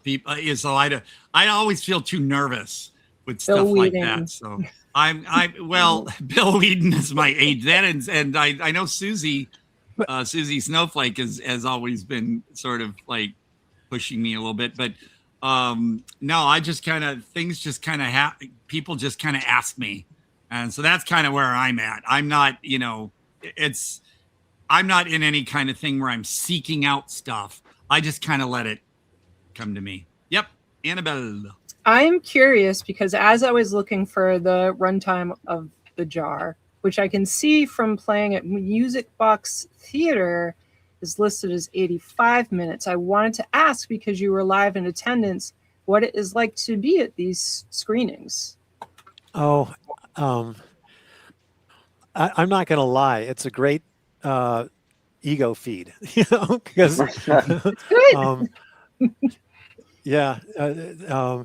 and I'll be honest, my acting has been highly criticized, the movie's been highly criticized, and it's all fine. Everybody's got their own take, and that's perfectly fine. I really thoroughly enjoyed them, and I enjoyed the interactions with the audience. It was, coming from a theater background, to get applause after the movie was very nice. I'm not going to lie. It was great. And, I had to pay for my own plane ticket to Chicago. They did get a hotel room for me. I flew in. It was on a Friday night. And it was a Friday or Saturday. It was a Saturday night. And I flew in Saturday afternoon. And we had 2 showings Saturday night. I flew back to Denver early Sunday morning. It was a real quick turnaround. And for the another hole in the Head Film Festival in San Francisco. My son lives in Berkeley, so it was a combination visit and going to another hole. But I paid for my own plane fare. I paid for my own hotel for this one. It was fine. It was absolutely worth it. I loved it. One of the things I loved about the Q&A, and I don't remember all the questions as much as I wish I did, were all the different interpretations of the movie. It was great. I loved it. And all the different questions people came up with. It was fantastic. It was stuff I had never even thought of. I can't imagine Bruce and George ever thought of it either. But signing posters afterwards in another film. Somebody wants my autograph. Are you serious? What the hell? It's like I'm nobody, and somebody wants my autograph. Cool. It's like, well, it's good. The one movie you did has a cult following, so you lucked out there. Yeah, well, absolutely. Music Box did an awesome write-up for this. They clearly loved the movie very much, saying Gary Wallace in attendance for post-film Q&A. In his only known film performance, Gary Wallace plays Paul, a lonely man who, on a fateful night, is involved in a car crash with an old man that leaves him with a mysterious house guest in possession of a jar containing some sort of creature. The old man disappears, but the jar stays behind, and with it comes an onslaught of inexplicable hallucinations plaguing Paul at every turn. This is the part I love this. Though foolishly in the past tossed aside as a poor man's eraserhead or other such silliness. The jar is an astonishingly singular work of harrowing personal expression that will in equal parts confound, enrage, enrapture, endear, and eventually swallow you whole if you let yourself plug into its otherworldly wavelength. Pretty sweet. Well, the host of that event did, I saw in the extras, the host of that event did say how he was like a personal, love for that film. So yeah. So there you go. That was Will. Yeah. Okay. There was a funny connection. Will, who was in the Music Box, used to work at the C Theater in Denver. So, Vinegar Syndrome, which they're both connected to, did a showing of some of the movies at the C Theater. So Will from Chicago came to Denver for the showing. Oh, cool! It was great. It was good to see him again. Yeah, it was really cool. It was fantastic. That is crazy. As it turns out, TerrorVision is actually based in Chicago. So they had a booth set up. So I'm at the booth, right, talking with the guy from TerrorVision. And someone comes up and starts talking about the jar, not knowing it's me. So he's talking with the guy from TerrorVision about the jar.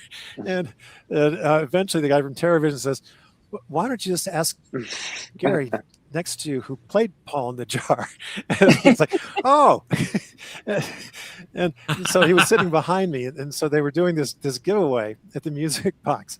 And one of the questions was, so where was the jar filmed? And there was like Chicago, Florida, blah, blah, blah. And the guy, he's sitting behind me, texts me on the show, where was it filmed? Denver. And he gets this. It's great. Oh man, but I can relate to those are the kinds of. No, go ahead. Go ahead. Those are the kinds of what? I was just going to say, those are the kinds of things that made going in person really, really fun. even more than the applause, just a little, the moments along those lines. Just because really I good, was fun going to say stuff. It's hard to describe.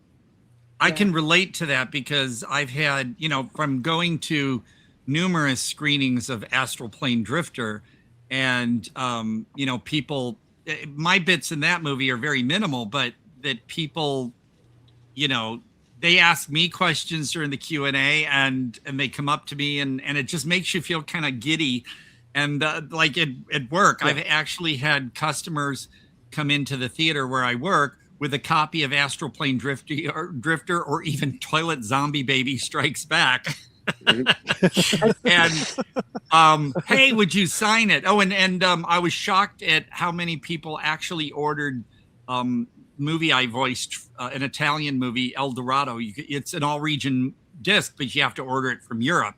And that people actually spent the extra money and everything and ordered it and brought it in and asked me to sign it. It's kind of it's not like, oh yay, I've made it. It's more like, wow, they really appreciated it and appreciated what you did.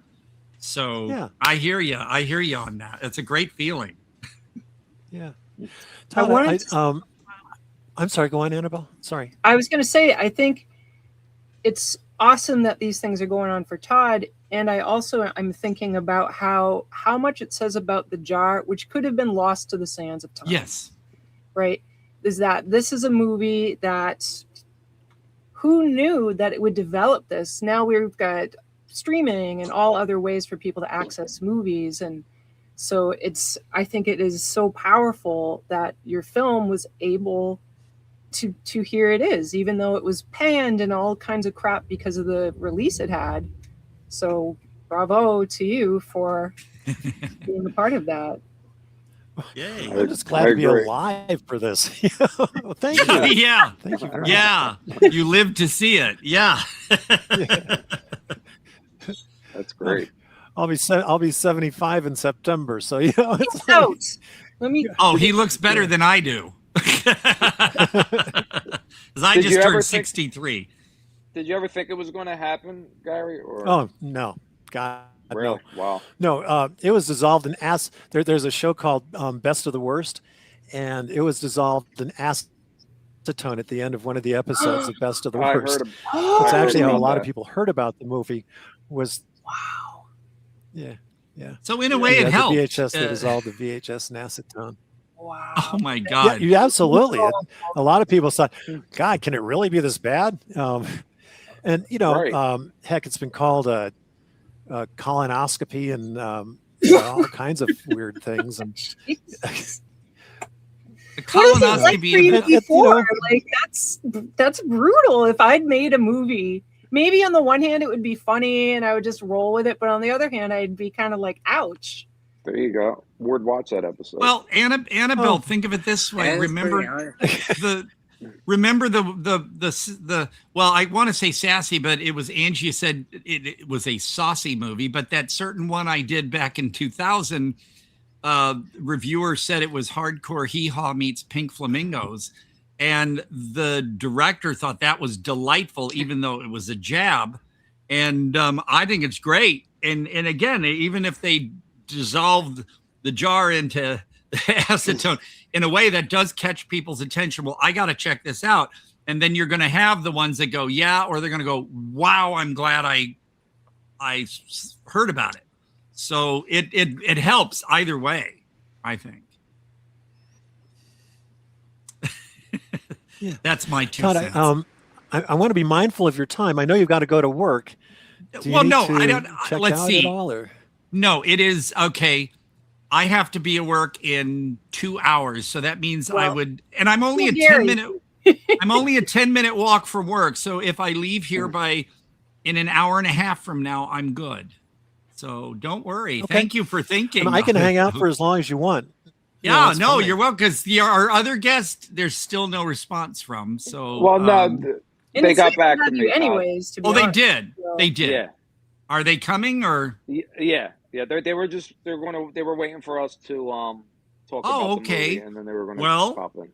Gary, no, I mean, but Oh, I'd Yeah, be more than Gary. happy to. This has been great. This has been fantastic. Yes. Well, I'm so absolutely. thrilled you reached out to me again because I wanted to ask, but I wasn't sure. And then here you were. So, I mean, I wasn't sure how you would respond. Like, oh, but You never know. no, come back and tell us more. And yeah, I love talking about this movie. I'm sure there's a lot more we could dig into it because it's one of those little puzzle pieces that you just keep, like you said, there's different interpretations.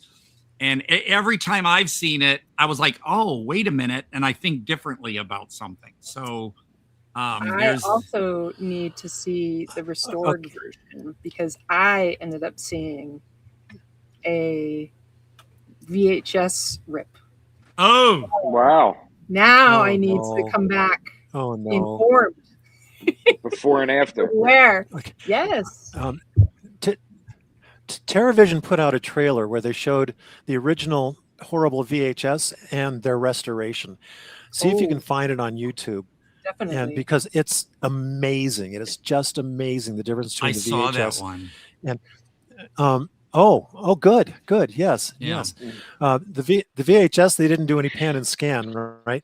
So for example, there's one scene where we're in an elevator and Crystal's carrying his chair, and you see half of my face and half of her face, and we're having this dialogue. It's like, what in the world is this? This is so stupid. Artistic choice? No, that wasn't a vision. It might have been, right? They'll say now it was. No, this is the way to see it. I mean, it's.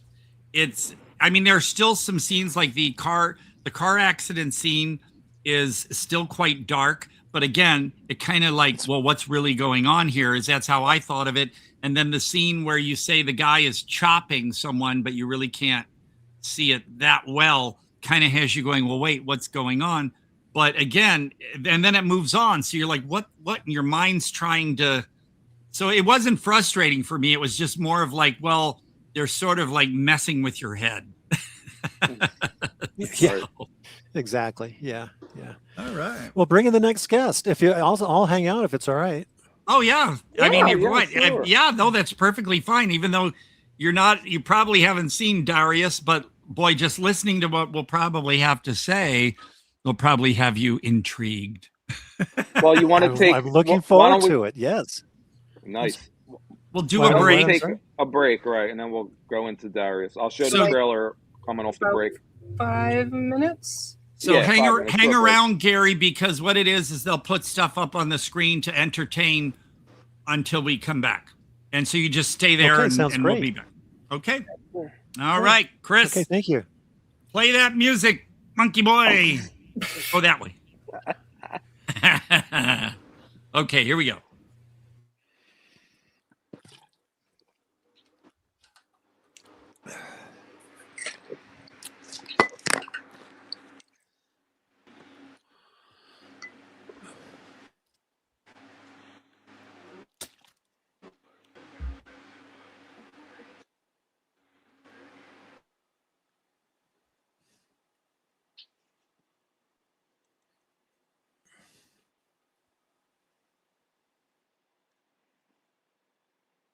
Are you going to mute us, Chris?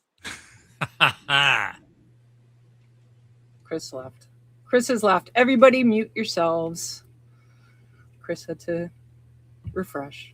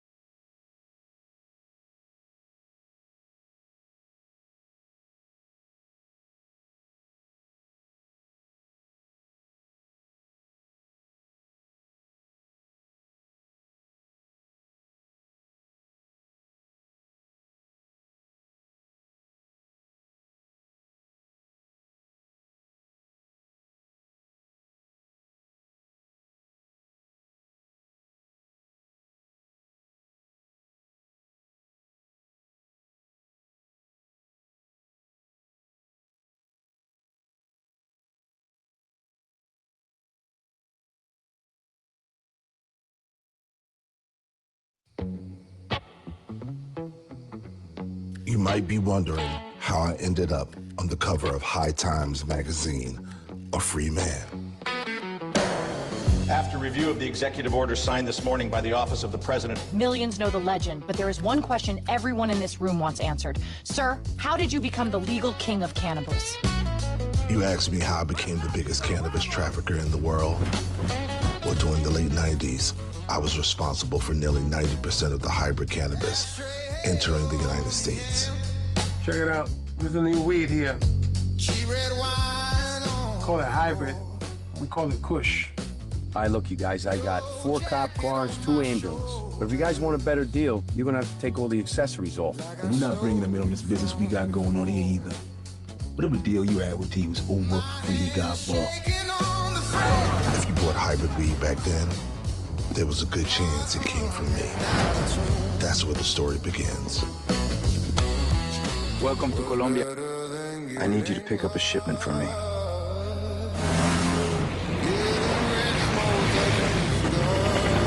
The feds raided a huge shipment, and your pilot signed a proffer. If he talks, everyone falls. We're all dead. That could complicate things. We can kill each other, o podemos ganar mucho dinero juntos. Money moves Washington, nothing else. Just get it done. I don't have time to slow walk this. All right, so how much am I getting from my campaign again? We're real good. My man.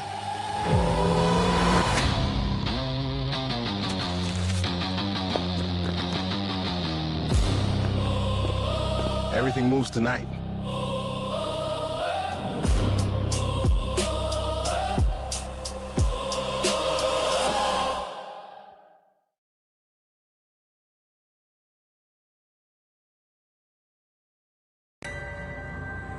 Is he your father? What do you think had happened to her? Please give Natalie and her family some space. Most important thing is that she's home, she's safe. Your daughter has been missing 15 years, and you were too important to help. She needs to be able to explore herself in a safe space. She can stay here. I think I heard my dad's voice. You think you heard Calvin's voice? No, not Calvin. Did you hear that? Surprise! It's Wolfie protecting Mommy and you from Calvin. You have my permission to bite any bad people who come here, especially when I'm not around. It's about your mom. Not Mom. It was a stroke, honey. I wish she were here to help you piece it all together. I'm not gonna let them take you from me again. I love you too much. I know, Dad. I have to get to the hospital. I have to get patched up. If you come out, I promise we won't shoot. Let's not give him a chance to do this again. You have any idea what will happen when Calvin finds us? Do you? Are you my real dad? I am your real dad. Then who is Bobby?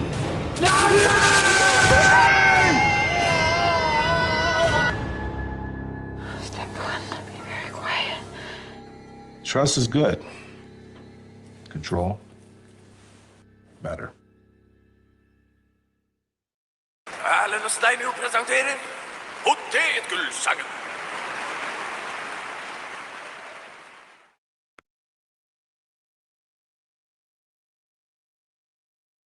Har dere mer potetgull? Nei, det har vi ikke. Har dere mer potetgull? Nei, det har vi ikke. Har dere mer potetgull? Ja, det har vi faktisk. Har dere mer potetgull? Ja, det har vi faktisk. Har dere mer potetgull? Nei, det har vi ikke. Har dere mer potetgull? Nei, det har vi ikke. Har dere mer potetgull? Ja, det har vi faktisk. Har dere mer potetgull? Ja, det har vi faktisk. Har dere mer potetgull?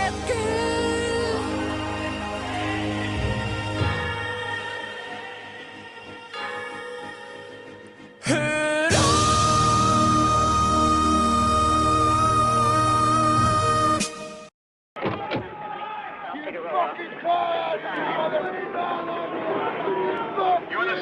My name is Dr. Francis B. Gross, and again I invite you to join me as I travel through the world of the dead.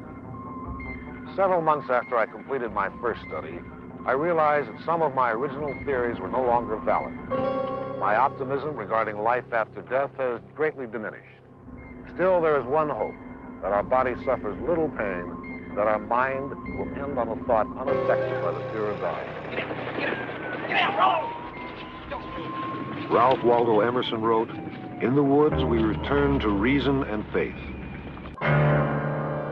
Throughout the ages, religion has played a great role in death. Aside from counseling those affected by the death of a loved one, some religions ensure a place in heaven.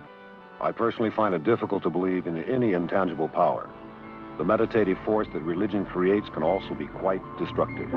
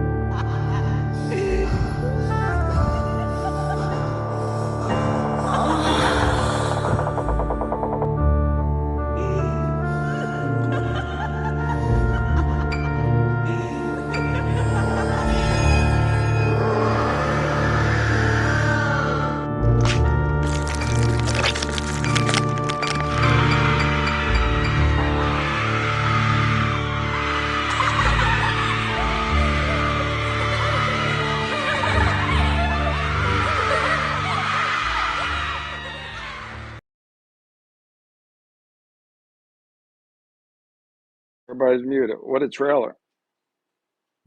Right. I muted you. Chris, happy birthday. Oh, thank you. Wait, I have to unmute. Todd's muted. Everybody's muted. Yeah, I was muted. Am I muted? I'm here. Welcome, Del. Hey, Del. Hi, guys. Hi. Hey. No, that well, welcome. And so Gary, this is Gibson. You are writing the autobiography, correct?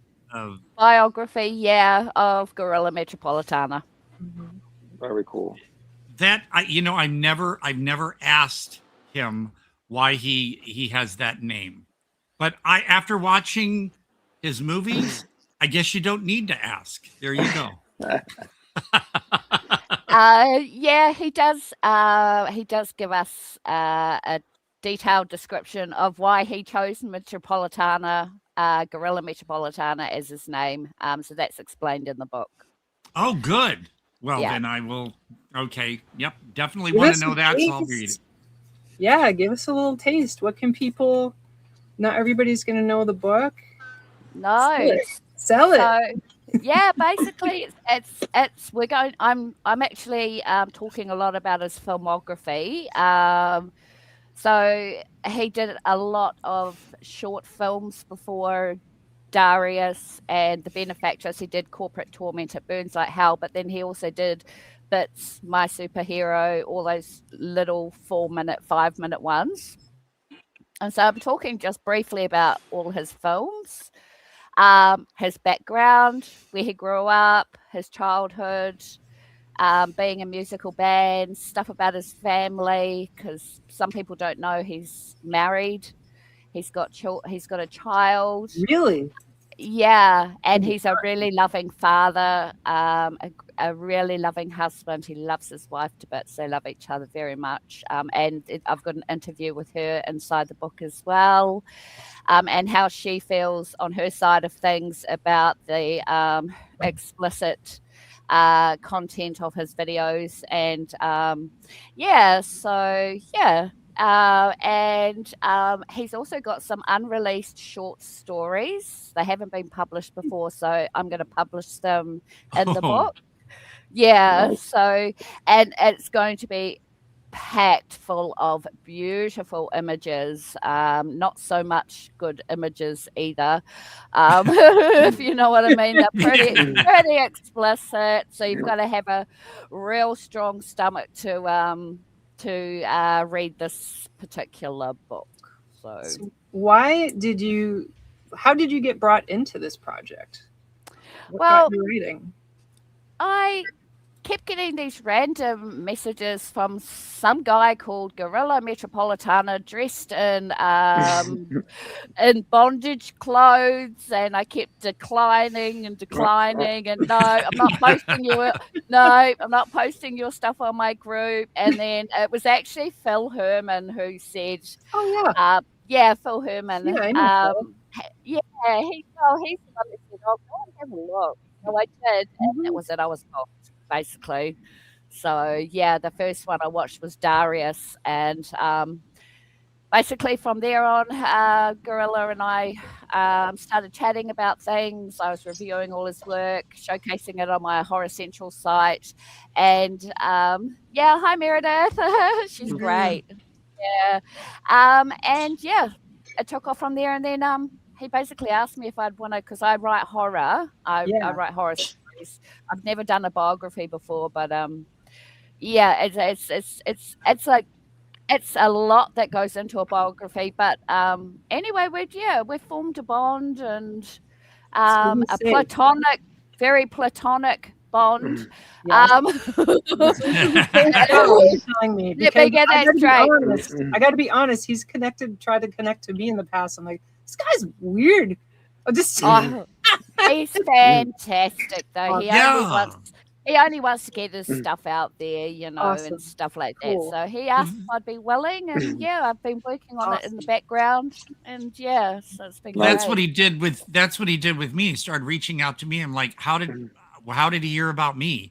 And I guess so, but he was messaging me, and I thought, well, this is odd, and I was intrigued. And then I saw the benefactress, and I was like, what? And then but when we had him on the show last year, and I was scared at first, and I was telling everyone, what if I ask the wrong question? Is he going to get all stuffy and leave? Going to be like, oh my God, I didn't want to do the wrong thing. I didn't want to, and then he comes on, and it's like, he's cool and he's personable. And I'm like, oh, and that kind of took me off balance a little bit. And, but he's been messaging me for the past few days, and we've been having back and forth. So I'm like, wow, this guy. Well, it started, I reposted because it was one of our first shows, and it was one of the first, maybe the first interview we did. It was. So I replied. I don't even really post on Facebook that much, and I posted it, just because I liked that interview, and I thought that was a really great show. So I posted it, and then what do you think? What do you think happened? And I did tag him, so I can't say he messaged me. I tagged Guerrilla, and he got to me right away, and so I appreciate it. And I figured, I said this week we were going to do a short show. So I figured if we were going to talk about one movie, but then that changed into other things like it always does. But it worked out well, and so here we are. Well, I'm really excited about this because it's been I was on the other podcast for a long, long time, and I'm like, who is this man? I don't know who this is. So I'm very excited that you are here, because if there's other people aware of this guy out there who's like, this guy is weird, I think he knows this, right? He's not unaware. So watch films. Now I've got the goodness, and I will become friends. I feel bad. Good. I should not, do not judge. I'm odd too, but no, it's okay. It's like with like I was telling people with the movie that I was shooting this week, Ryan Harrison. He did Ninja Badass, and you watch that and you think, oh man, what a goof. And he's silly and goofy, and yet he's brainy and he knows what he's doing. And it's cool to me that you think you see somebody, on the surface and think, oh my God. and then you actually interact with them, and you're like, wow, in a way, this person is really quite normal. Their imagination is just on a different level than everyone else. And that's what I connect to because of the weird shit I made. Guerrilla when he messaged me yesterday and we got into chatting, I said, oh, well, you should check out this liminal space video I did back in 2014, long before Backrooms. And he said, oh my God, that was great. So I gave him a link to one of my weird French titled shorts, and he just was eating them up. And I thought, wow, he gets me and I get him. It just kind of was like, even if his films are more, out there than I could grasp sometimes, it just made me feel like I'm in there. This guy knows we know each other. So yeah. He gives that impression. The first time I watched Dariuss, I actually thought it was a snuff film. Yeah. It was scary.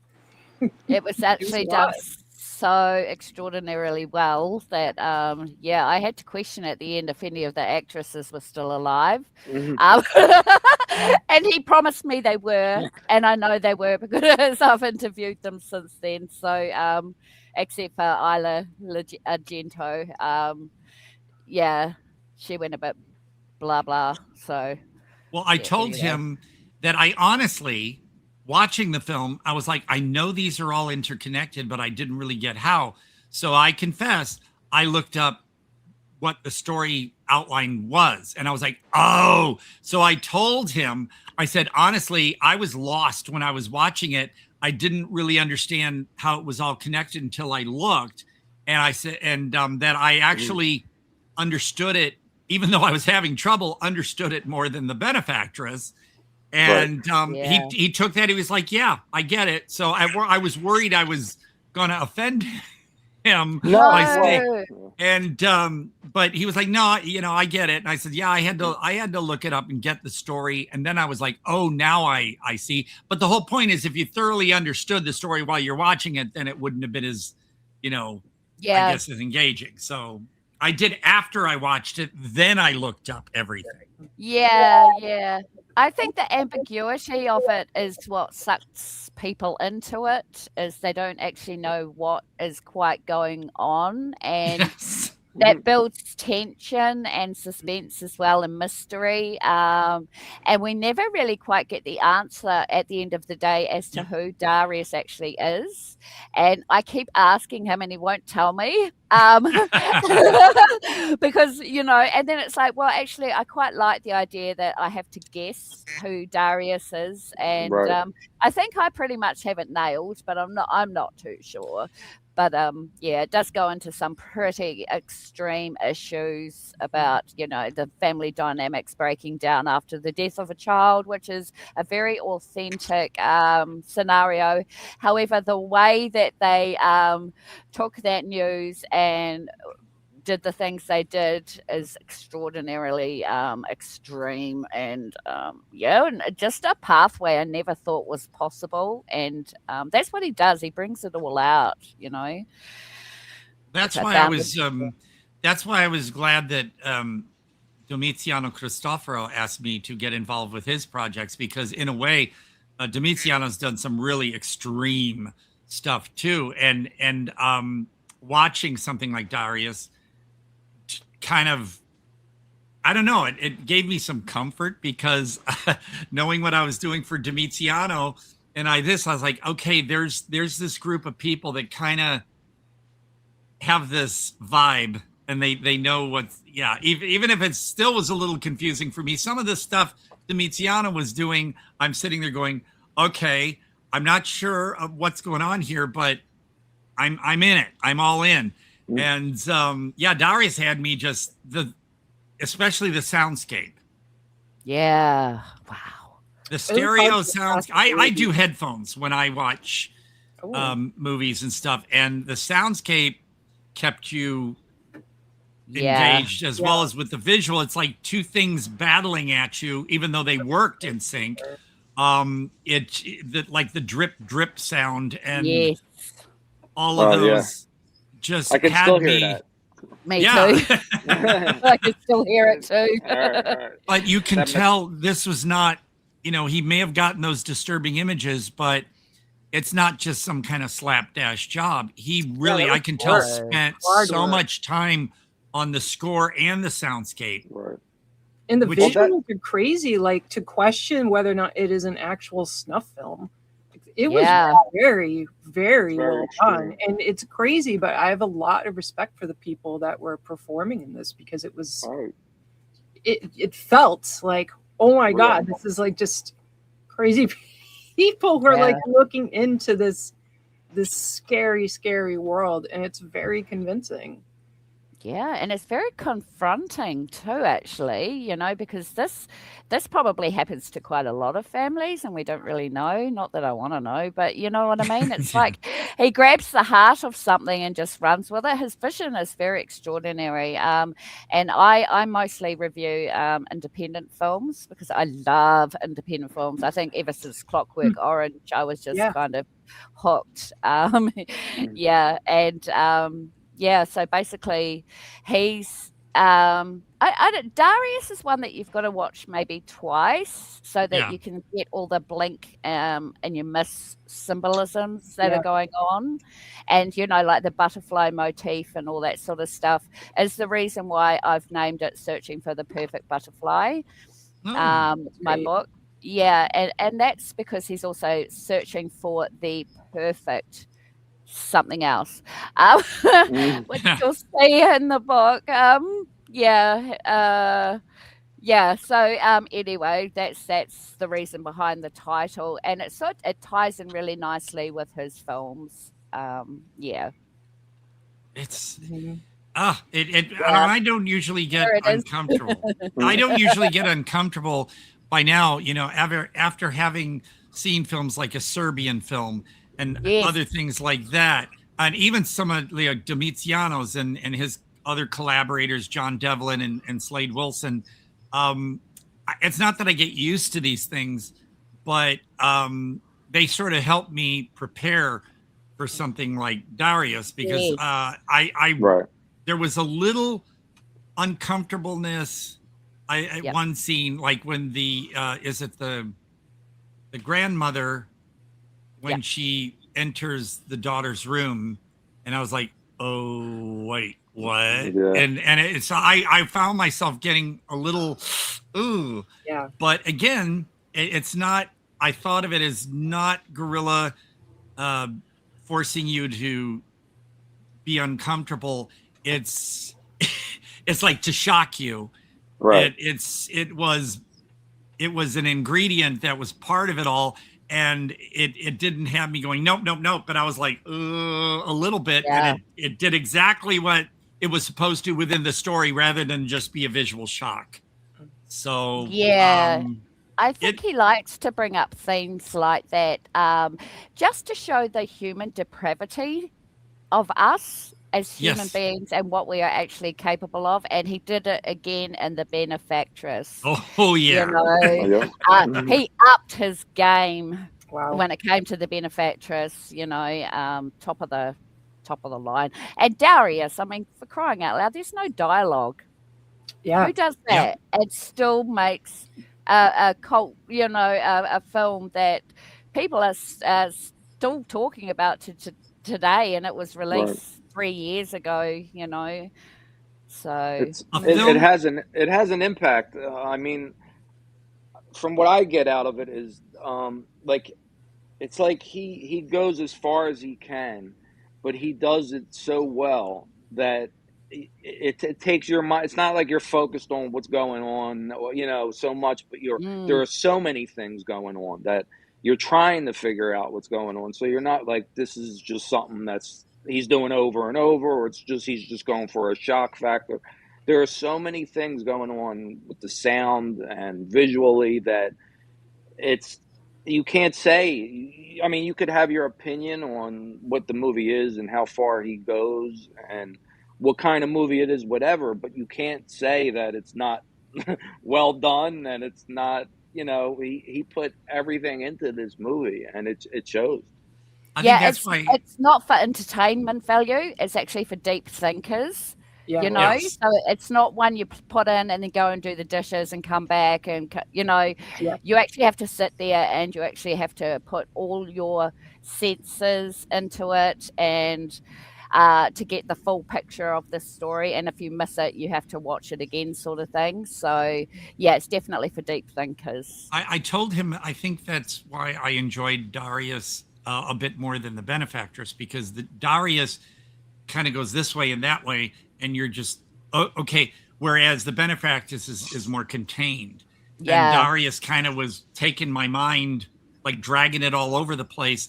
And I really appreciated that. What actually I was thinking of when I was watching Dariuss was Flowers. Have you seen about the women? Each one wakes up in this house and they're trying to get through this house, and there's just this all like table full of decaying food, and you go through well, I'll tell you what, you guys, you talk about Dariuss and I'll grab the cover for Flowers so you guys know what I'm talking about. Flowers, the next week movie. If you can get Unearthed Films released it, but I know that some company in Europe has released a new edition of Flowers. But you guys keep going, and I will go grab my copy of Flowers and show you the cover for that one. I'll be back, you guys. That sounds like a really cool movie. Todd has all the cool movies. Todd has every movie. Go cool, Well, he good, has bad, movies he whatever. doesn't even like. He does. He is a collector and a film lover. I was thinking about the you know, the thoughtfulness of some of these films, because there are people, and its taste is fine, but that will take a film like this and just say, this is garbage. This is just, you know, torture porn. Yeah. It's fine for some people to not do that, but I do think it's interesting that you are talking about what some of us can do. And it's like, okay, let's go in deep. Let's really do some thinking. Let's sit here and question and have these questions and be willing to face our own discomfort in watching these films. And I think it's really nice to have communities of people that are able to do that. Because as a person who likes some pretty intense stuff sometimes, well, likes, you know, it's hard because you kind of get put in a category of like, you're a bad person or something like that. Which is really unfortunate, because people can't just understand that maybe they're not able to handle that. And that's okay if they can't. Well, the thing is that I like, because I'm writing the book, I get all the reviews that come through, and it's the females. The females love the film. Yeah. It's the men that don't really like the film that much. For whatever reason that is, I think females feel like Guerrilla Metropolitana has got insight into the female psyche.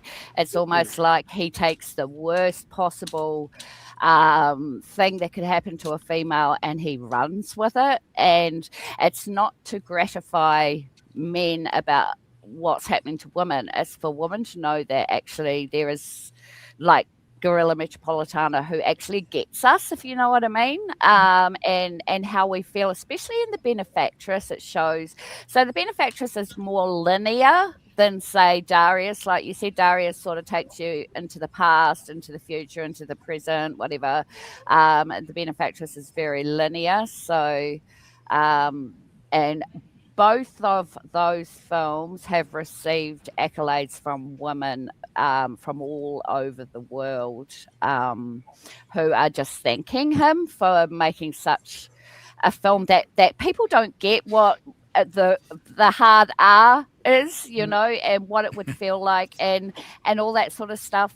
And those films depict what the actual reality is. And I think that's why women really gravitate towards those two films in particular. That's really interesting to know. It's good to know. Yeah, it's weird. It's a weird anomaly. Well, it's, you know, it is. A lot of times these films that have graphic violence with women, it is this presumed, like you were saying, that this is something men are enjoying. they're watching like women get harmed. Like Pieces. Yeah. I hate that movie. But there are many movies where there are males who are going through like that are having these kinds of experiences, and that's not something we go, oh, this is about, let's exploit men because they're men and let's target men. It's just presumed like this is just the movie you watch. This is just normal. So to have a normalized like the female experience is really interesting. It is. I think that's why, like I said, that when I first watched The Benefactress, because I didn't know who Guerrilla was, and then I sat there and I'm like, oh my God. And then it took, I was like, what? Mm-hmm. And then since we were going to talk about it on the show, I thought, I need to watch this again. And then I was like, oh, because I had no idea what I was getting into and wasn't prepared. And I don't necessarily need to be prepared. I like to be surprised, but I had never seen anything like that. So I guess I was just thinking, what was this guy doing? And then having him on the show, I was just like, it all came to be.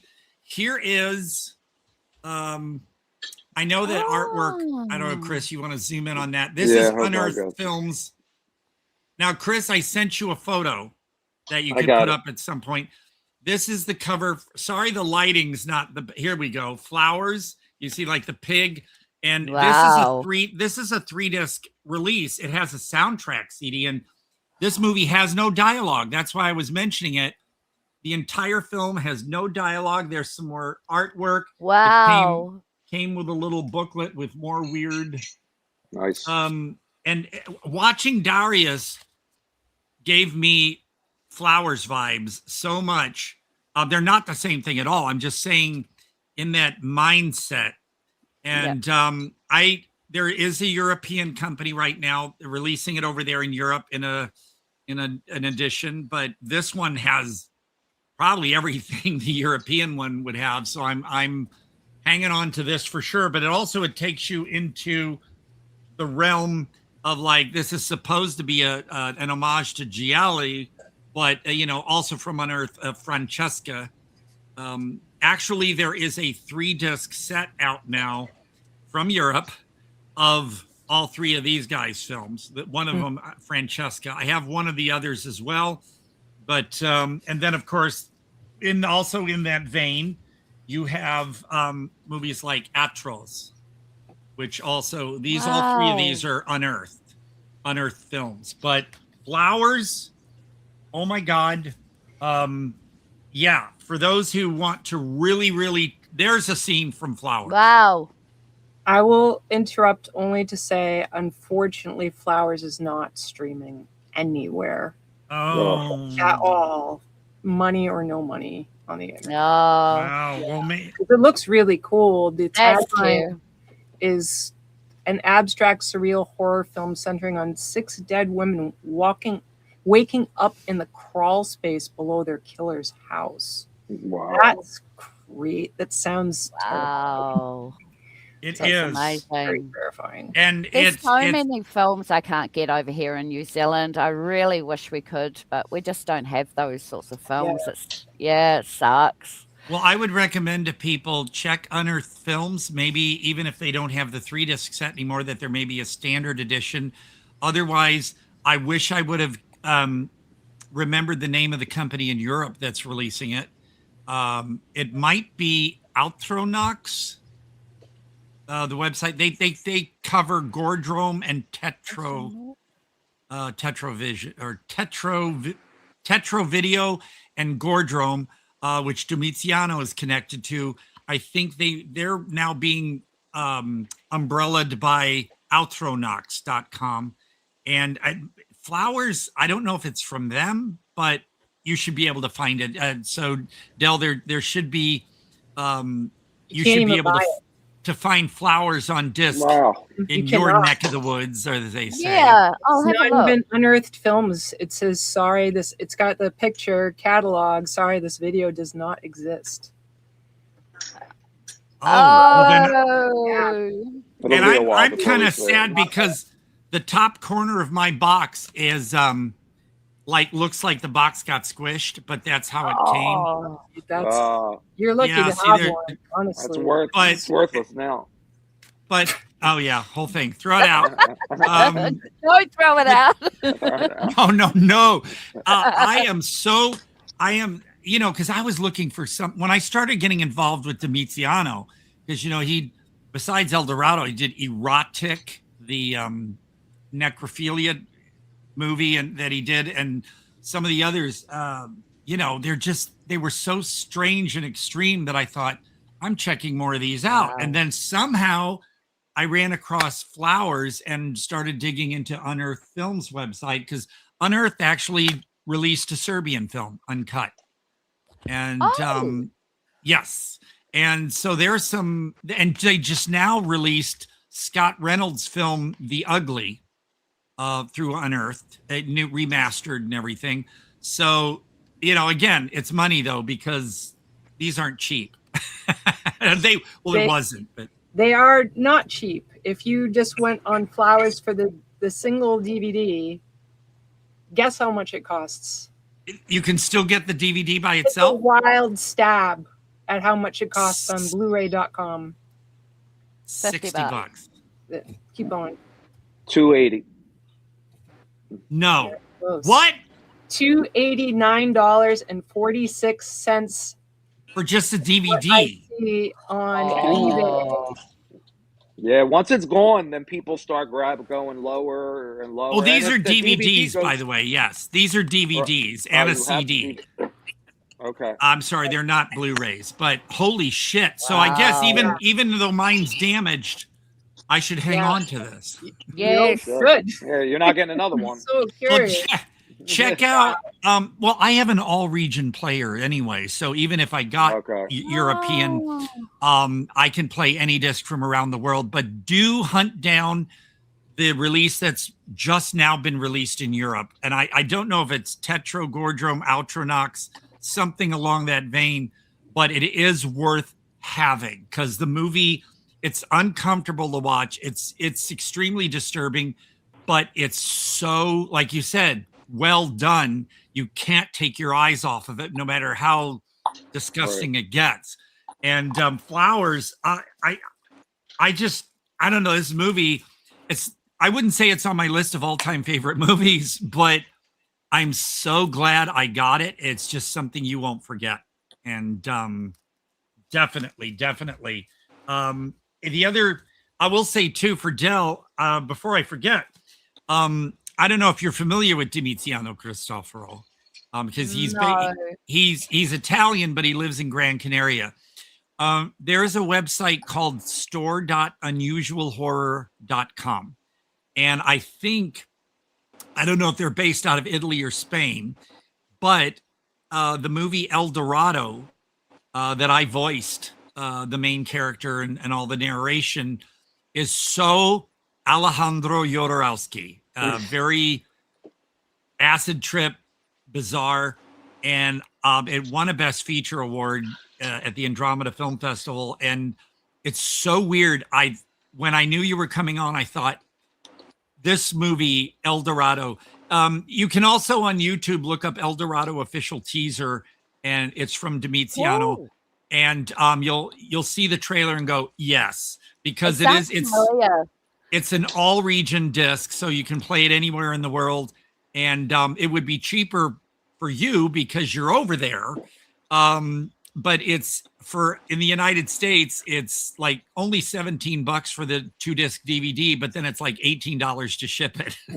So you have to really be dedicated to, and there's a beautiful t-shirt with the artwork, but for you, I know you'd love El Dorado, and there are other movies called El Dorado, but this is Damiziano Cristoforo.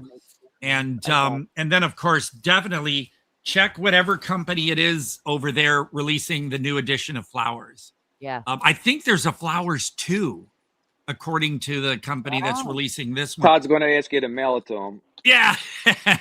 No. So he has a backup. But see, here's the thing. The ad for that keeps popping up in my timeline for for the thing, but I keep like, and scrolling on, and now I'm going to keep looking to see it ever turns back up in my Facebook timeline, so I can take note of in case I want to get the foreign edition, just to collect. Because for me, even though I have this and it's 2 DVDs and a CD soundtrack, because it's like a soundscape. It's a weird soundscape. It's so fun to listen to. I would still even get the European one if it didn't break my bank. And just to kind of, it's like, it's special. So anyway. And Dariuss, I think, is released by Ultra Visual Films, Nick and Thomas. So yeah, that's one way of getting hold of the DVD and Blu-ray is from them for Dariuss. Yeah, I put the link in the description so people can find it. Oh wow, this is just I'm so, because you really explained a few things for me that helped me, understand, appreciate. Because like I said, the benefactress, but I gotta say, Dariuss really had me just so engaged, so much more. And like I said, I was worried when I said that to him that I would insult him because, the benefactress was the newer film. But I told him, I said, I like Dariuss a lot more than the benefactress because it just took me to places. And he was like, yeah, I get it. Thank you. But then when even Dariuss, I mean, even Guerrilla, when he messaged me about, the show and everything, and he sent me the pictures, to show the stills.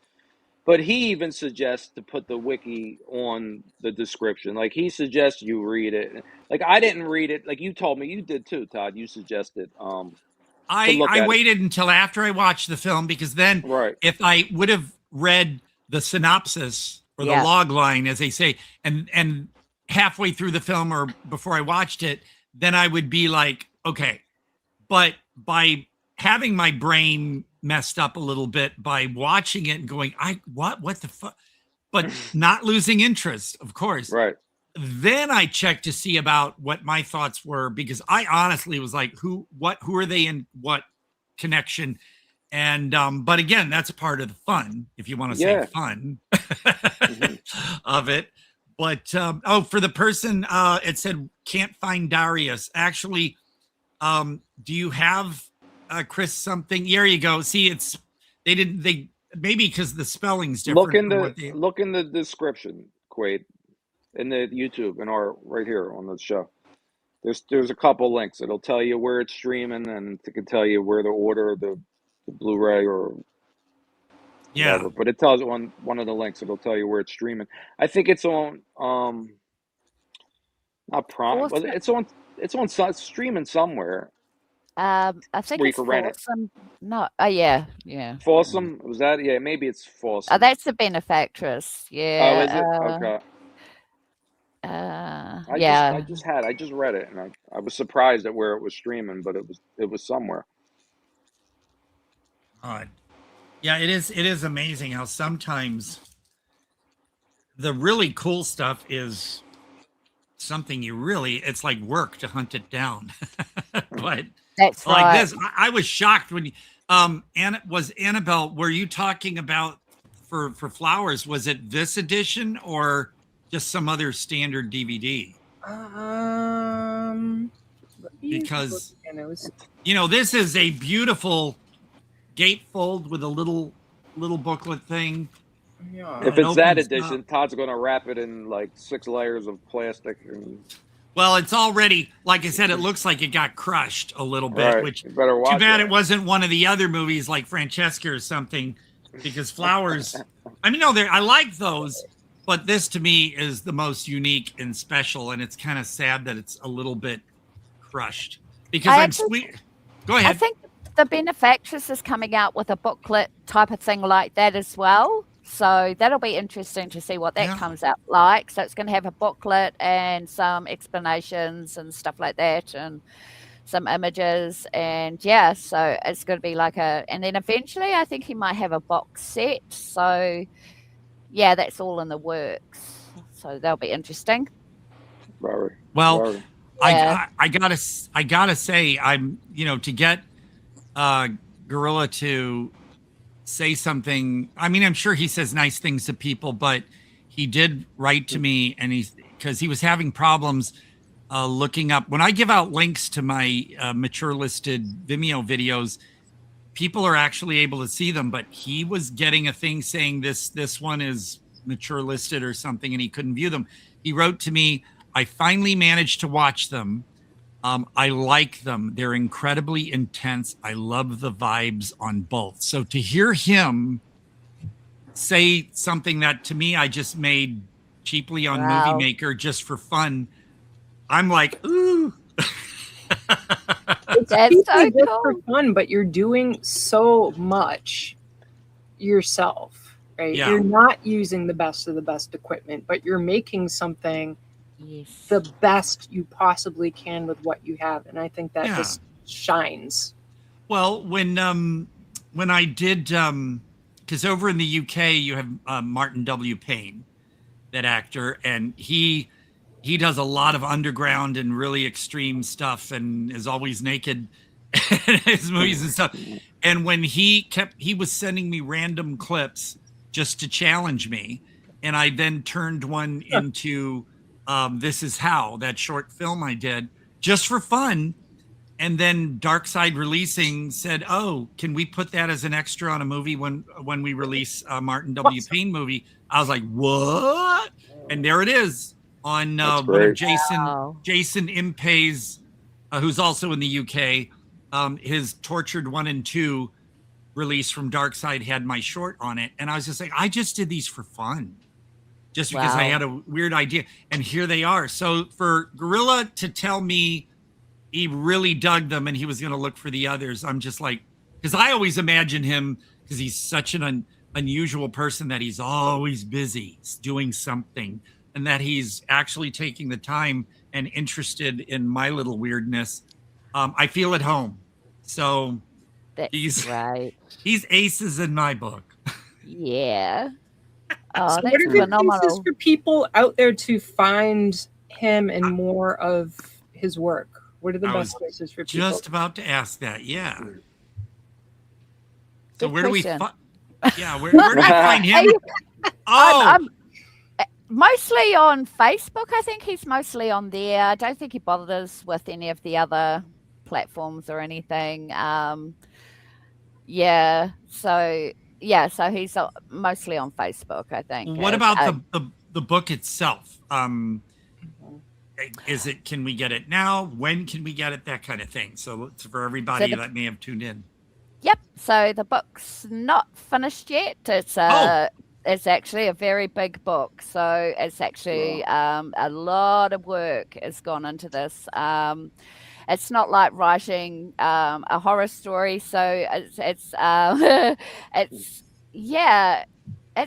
quite challenging to do a biography. I think people have an expectation of, you just have to go, write about a person, but no, actually you have to research the person, and you have to research everything to do with the films and all that sort of stuff, and interview people. I've had Juicy X on my channel.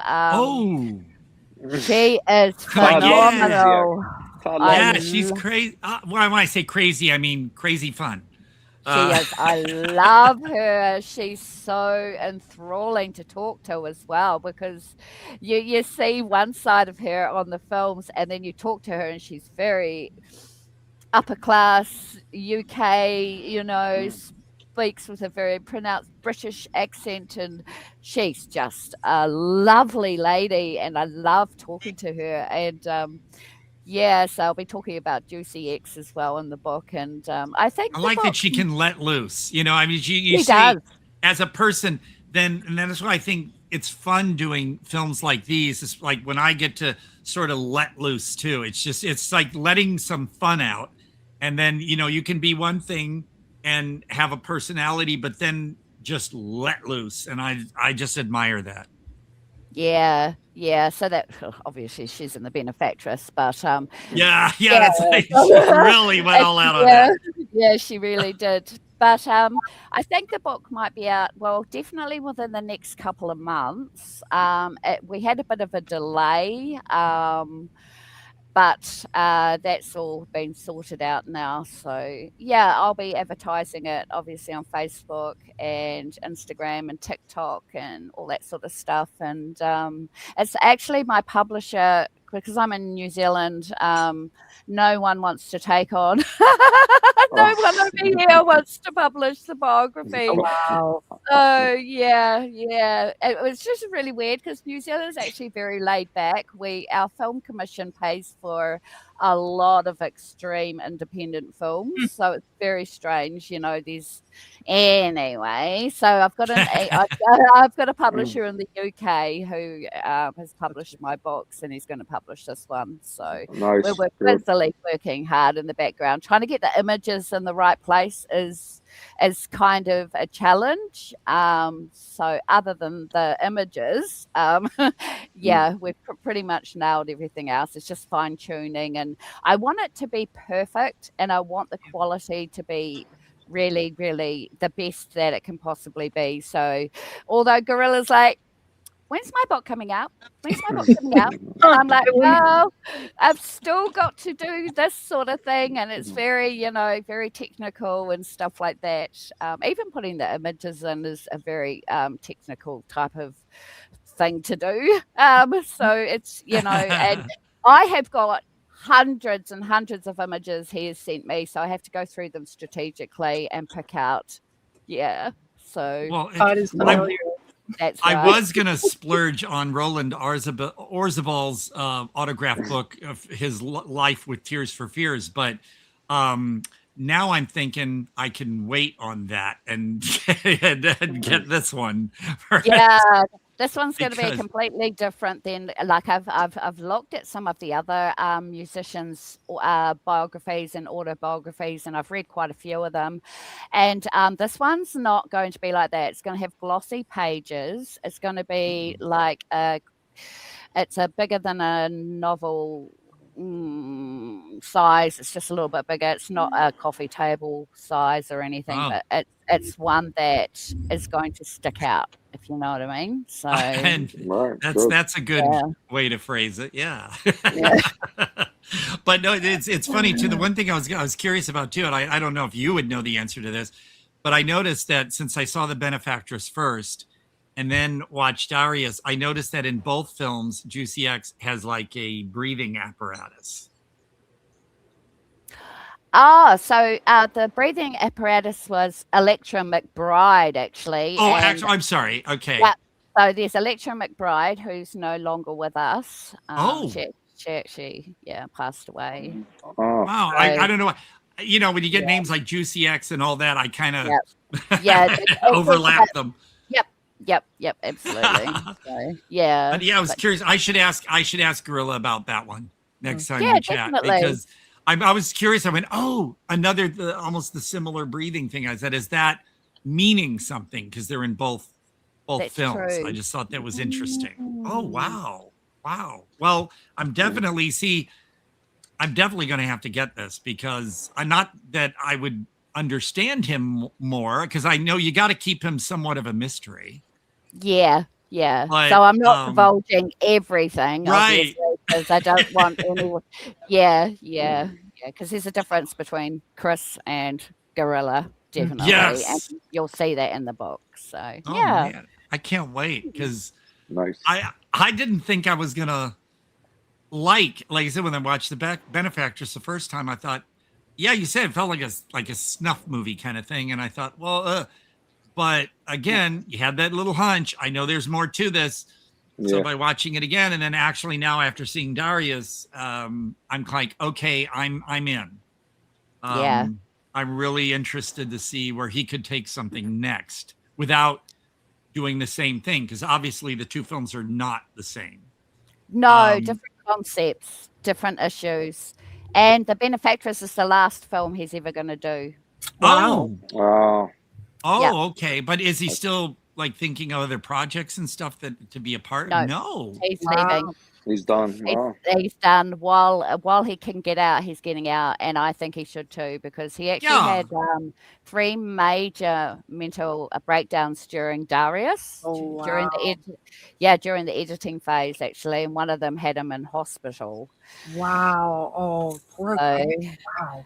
Yeah, well, he doesn't crowdfund or anything. You know, he pays for all this off his back and that, and I don't think that's the issue. I think it's just he's a perfectionist, Yeah. and I think he's his worst enemy. And when you get to know him, you know that he's actually a very gentle, sensitive soul. It might not seem like it, but he is, and he doesn't get easily offended, which is really good. So no matter what you ask him, he will answer honestly.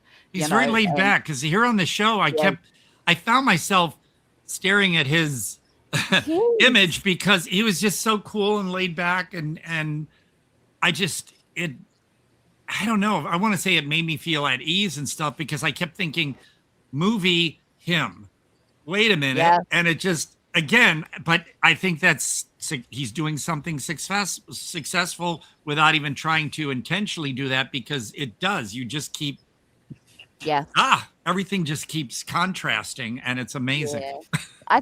I think he's going to go on to do some photography work, perhaps, but I think that's about it. There's no more films coming from Guerrilla Metropolitana. Well, again, if you feel that you've done what you can, there's no reason trying to top that, because then expectations, especially from others, and then you like, oh, that's not as good as this or that. So he's doing the smart thing. Well, that's what I've sort of found in the independent film realm, is that some people don't know when to quit, and they just keep going and producing more shit after shit after shit. Unfortunately, you know, they had their day, and they should have actually just left when they did. Like with Damiziano, you know, he's publicly said, I'm not doing any more movies. And then a little time goes, and suddenly he gets a spark. Yeah. And it's not that, well, I feel I got to keep chugging him out. He will suddenly get an idea that he didn't, realize something was going to come to him, and he'll do another. And they're all different and weird. And I mean, he's also currently doing like this Butoh dance thing, the Japanese, dark Japanese kind of performance art. He's doing that now. He can sing opera. He's a painter. Sculptures. So he's always got something to do.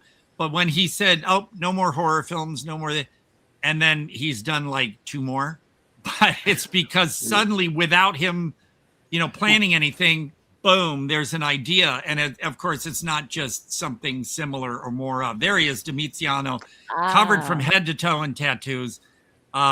He's just a fascinating guy, and I'm honored, because he saw one of my videos through a guy from the Vinegar Syndrome fan group, and he just wrote to me and said, I like your style, I like your voice, and I like that you're comfortable naked.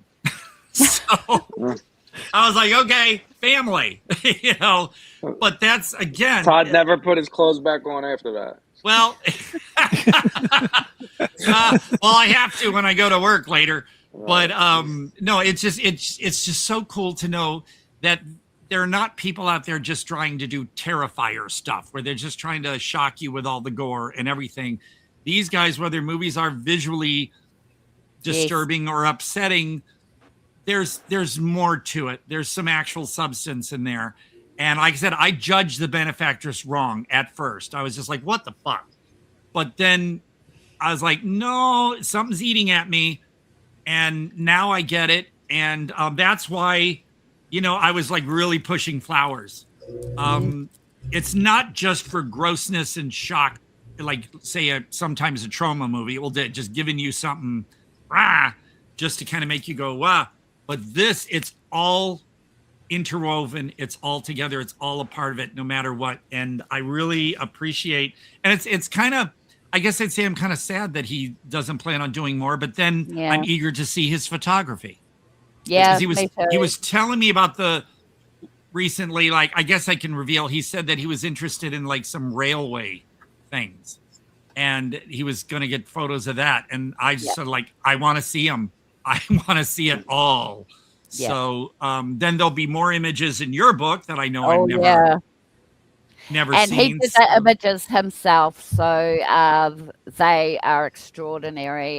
The way he manipulates photos and adds things and different colors and gradients and sepia and all that sort of stuff. It's just wonderful. You'll love it. Yeah. See, this good old Demetriano. Yeah, Demetriano. Check out Demetriano's films, because I will mention another one Demetriano did. Poison Rouge did a movie called American Guinea Pig Sacrifice.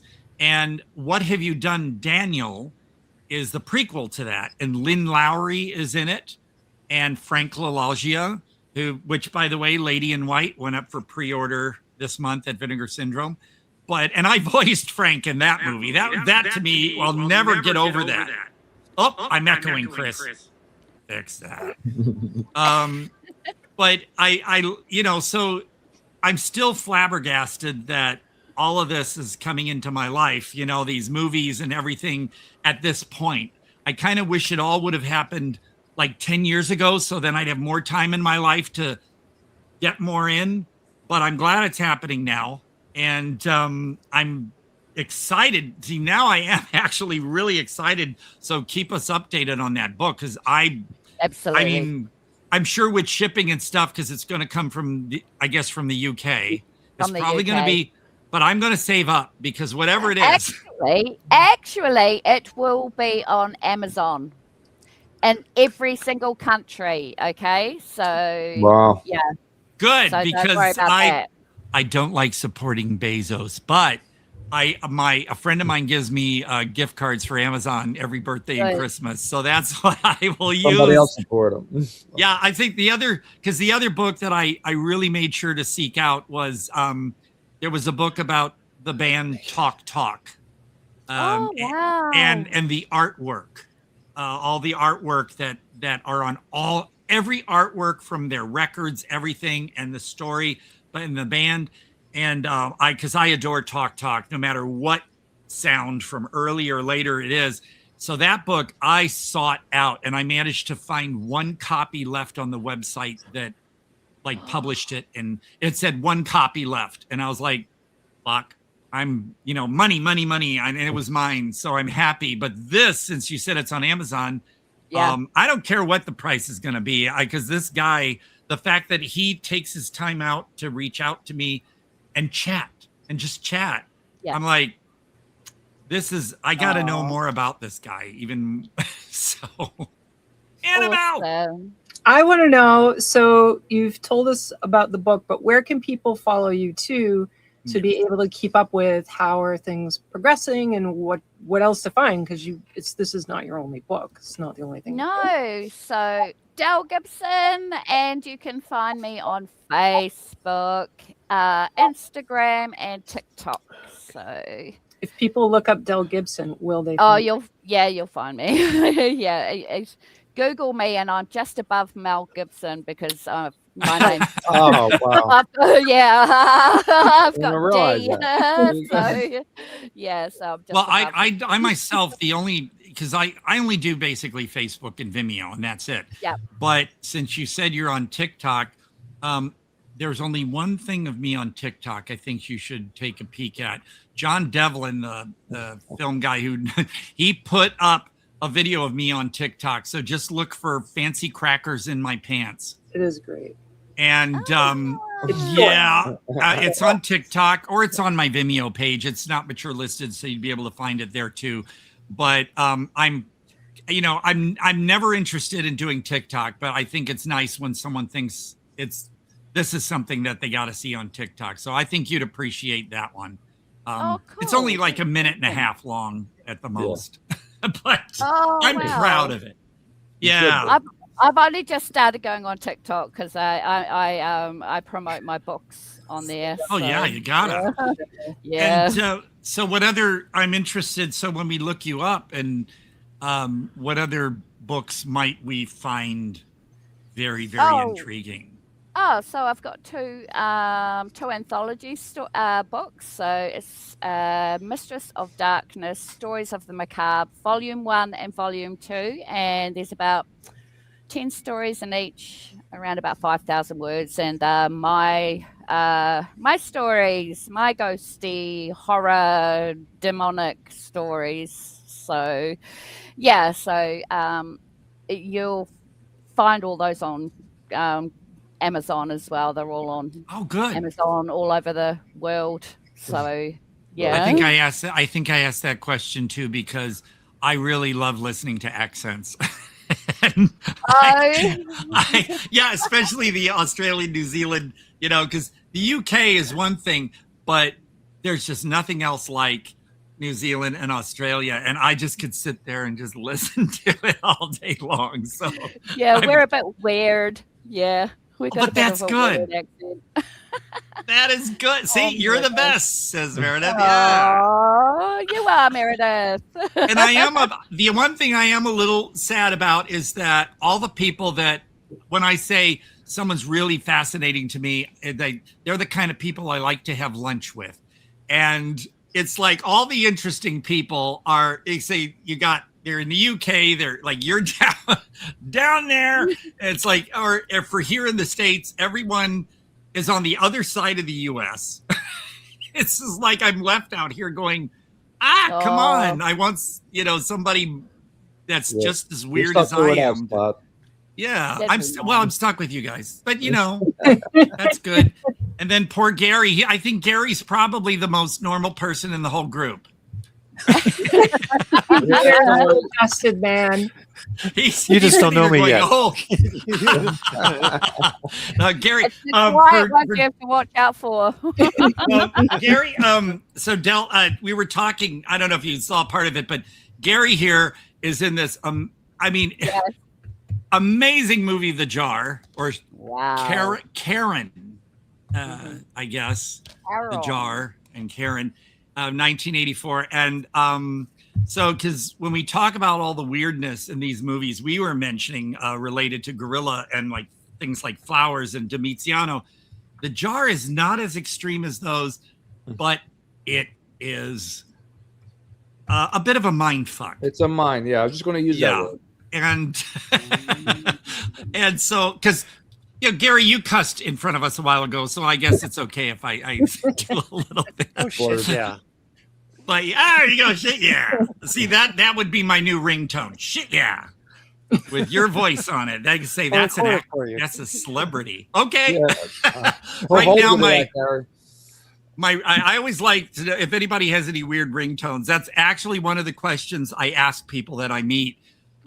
Mine is a song called Freedom of the Heart by Gwendolyn Sanford. It was used in the movie Chuck and Buck.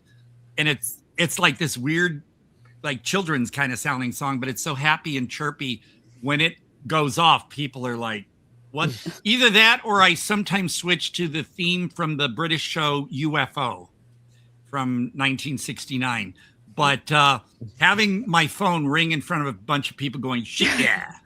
Shit, yeah. That would be that would be a delight. There's a good one.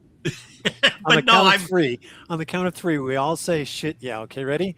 Okay. 1, 2, 3. Shit, yeah. See, now I can get. Here's the fun part, though. Hey, Chris, you may want to isolate that clip because last time I tried to isolate a 1-minute clip for a review I did from one of our shows, it took freaking over an hour and a half for it to download onto my Movie Maker, so I could just go in there and get one clip. Ugh.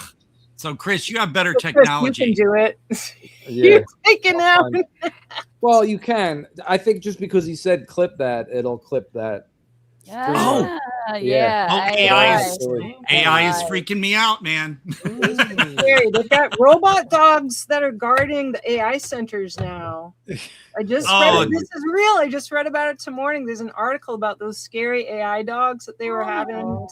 Oh my God! People out in LA are now guarding the AI centers. My son showed me one of these robots or whatever they are became a Buddhist on his own. supposedly. Jeez. Oh, right. Yeah, it's got the robe. He got the robe. He got went through the like, ceremony. come What did he just knock on the door, or he showed up? Like, how did that happen? It's Well, as all long- deceit and lies. I just hope they don't become Jehovah's Witnesses. Yeah, right. Oh my God. Yeah, knock, knock, That's a knock, good knock. one. That's good, Gary. I'm Oh. banging on your door. Gary, you will love They're coming Gary, to you your will love this. There was a regional band back in the Midwest. I had them on my radio show back then. Jehovah Waitresses. Oh my Whoa. God. A great That title. is like the perfect name for a band. I can't get over how perfect that is. But I'm picturing instead of menus, they give you little leaflets. but not Jehovah's. Plural. Pictures of people going down, then being thrown into the fiery pits of hell. Oh, demons tearing them apart.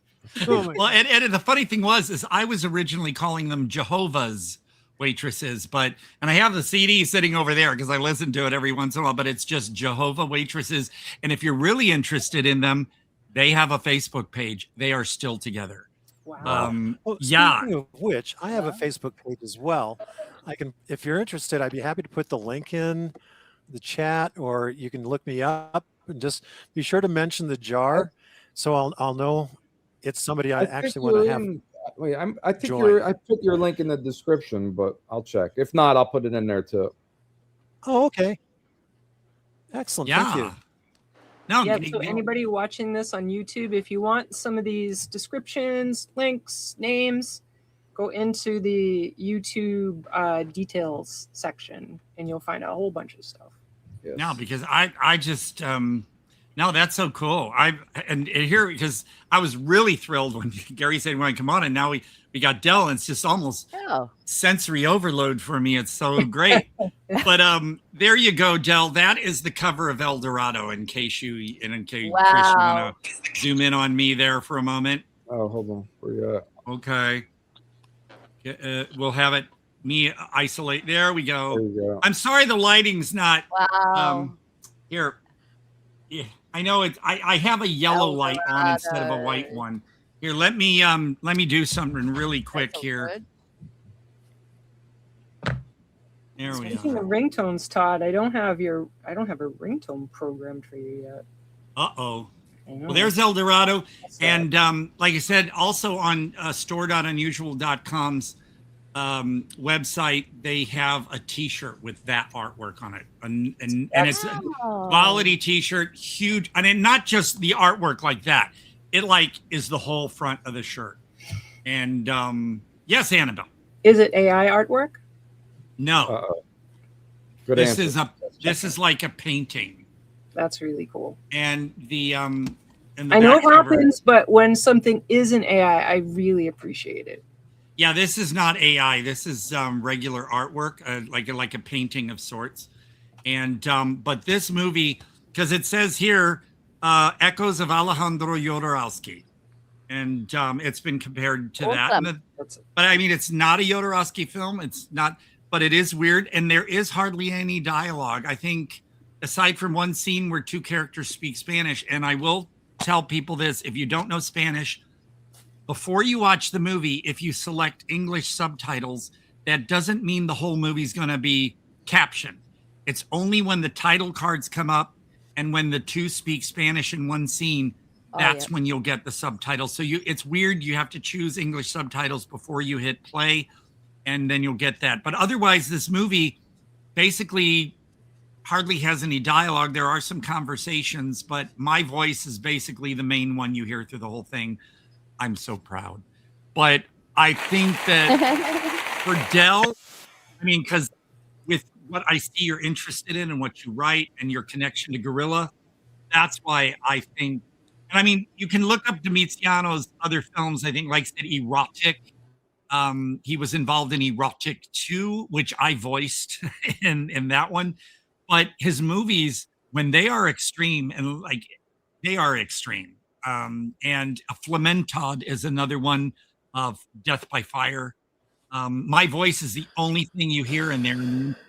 Yeah, so I love these dialogue-free movies that can manage to carry that. Yeah. And but that's why I recommend like this one, no dialogue at all, flowers and this. But again, I feel like I'm at home with people who do these things and get it. So highly recommend. Awesome. But yes. So what else should we know as far as Guerrilla or your book that we may not have touched on? Because I know there's more, but unless you got to read the book.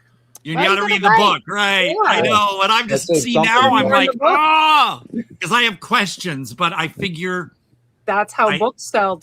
Yeah, I know. I'm just I'm a little eager. It's like I have to go back to LA.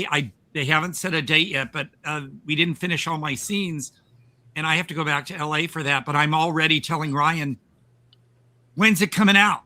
See. I was pointing at Todd when you were talking about waiting, like, where's the book? Like this guy. Yeah. It's the guy. And unfortunately, this film, The Knot, will not come out until next year at some point. But now I'm like, God damn it. Wait. Things take time. I know. I should know that. I should know that. But it's some meditation. I know. I'll do my self Reiki. Yes. Yeah. I'll do my I'll do my Reiki. And viewers out there, I think I already mentioned this, but if you need some Reiki, I can do distance Reiki. Just holler, and I'm told I'm good at it. So. Let Todd and in. you don't charge for it. You're just I don't know. I'm not really. I mean, if people want to send me gifts, Amazon gift cards, Vinegar Syndrome gift cards. I see how it is now.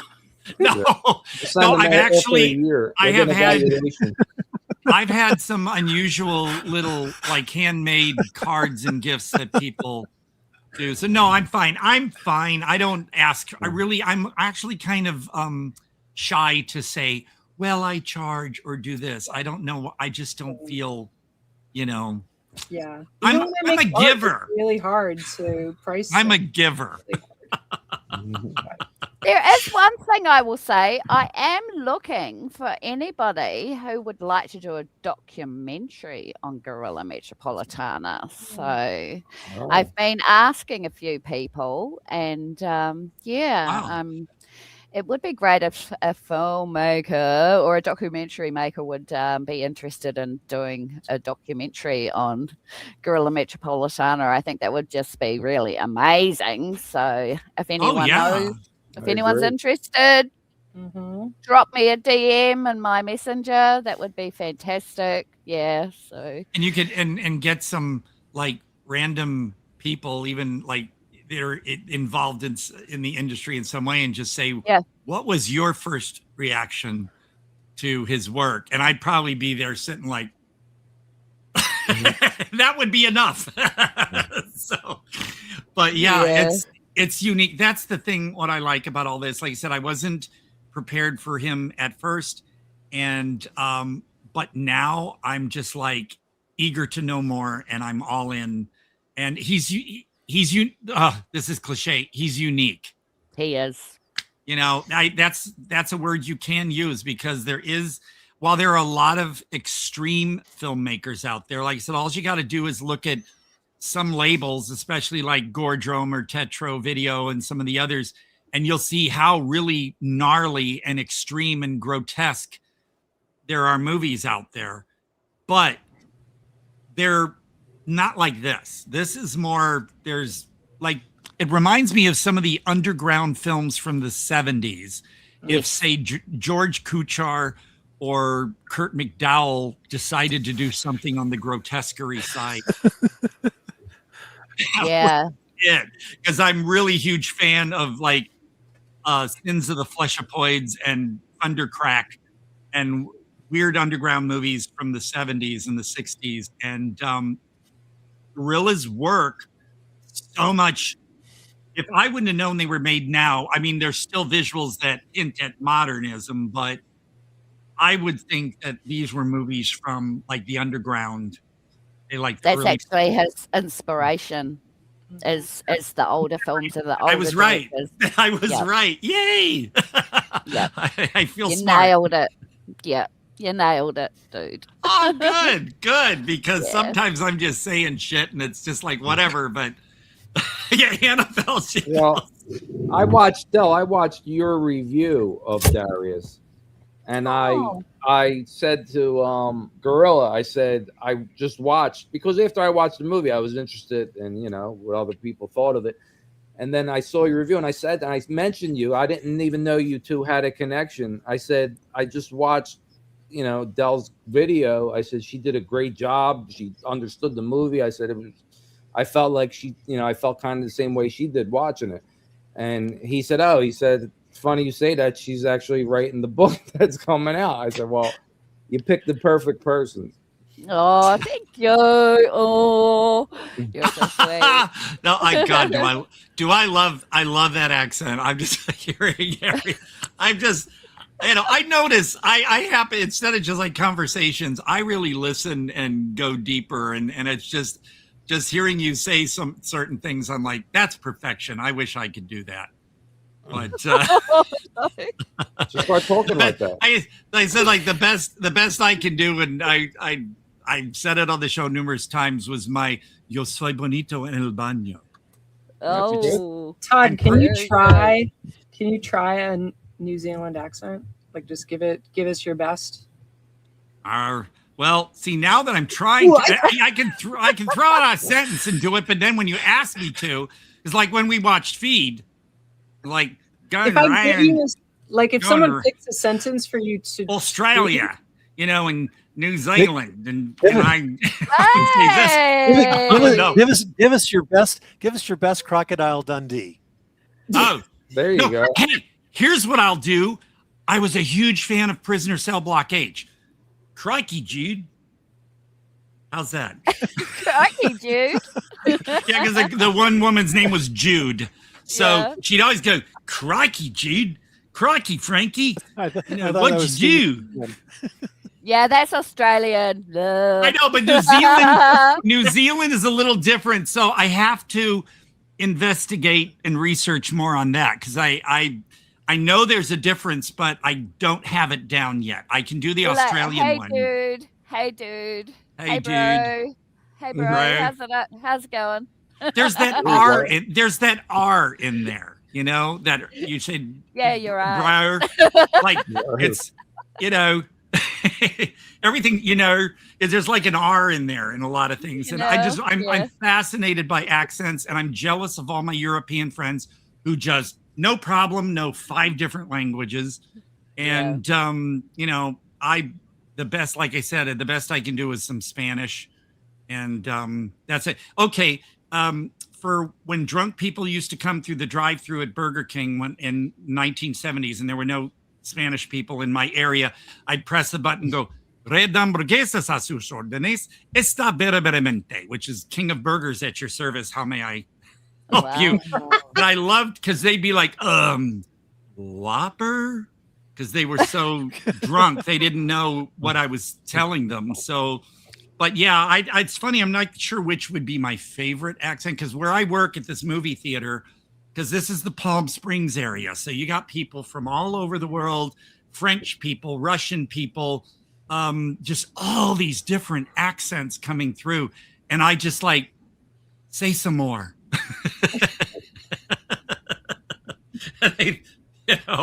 But it's amazing, and I think I'm gonna have to practice more on New Zealand. Do you know what the main difference would be between the two? No, that's what I mean. I'm asking you. Oh, between what? Australia and New Zealand? Between the accents, what kind of differentiates them?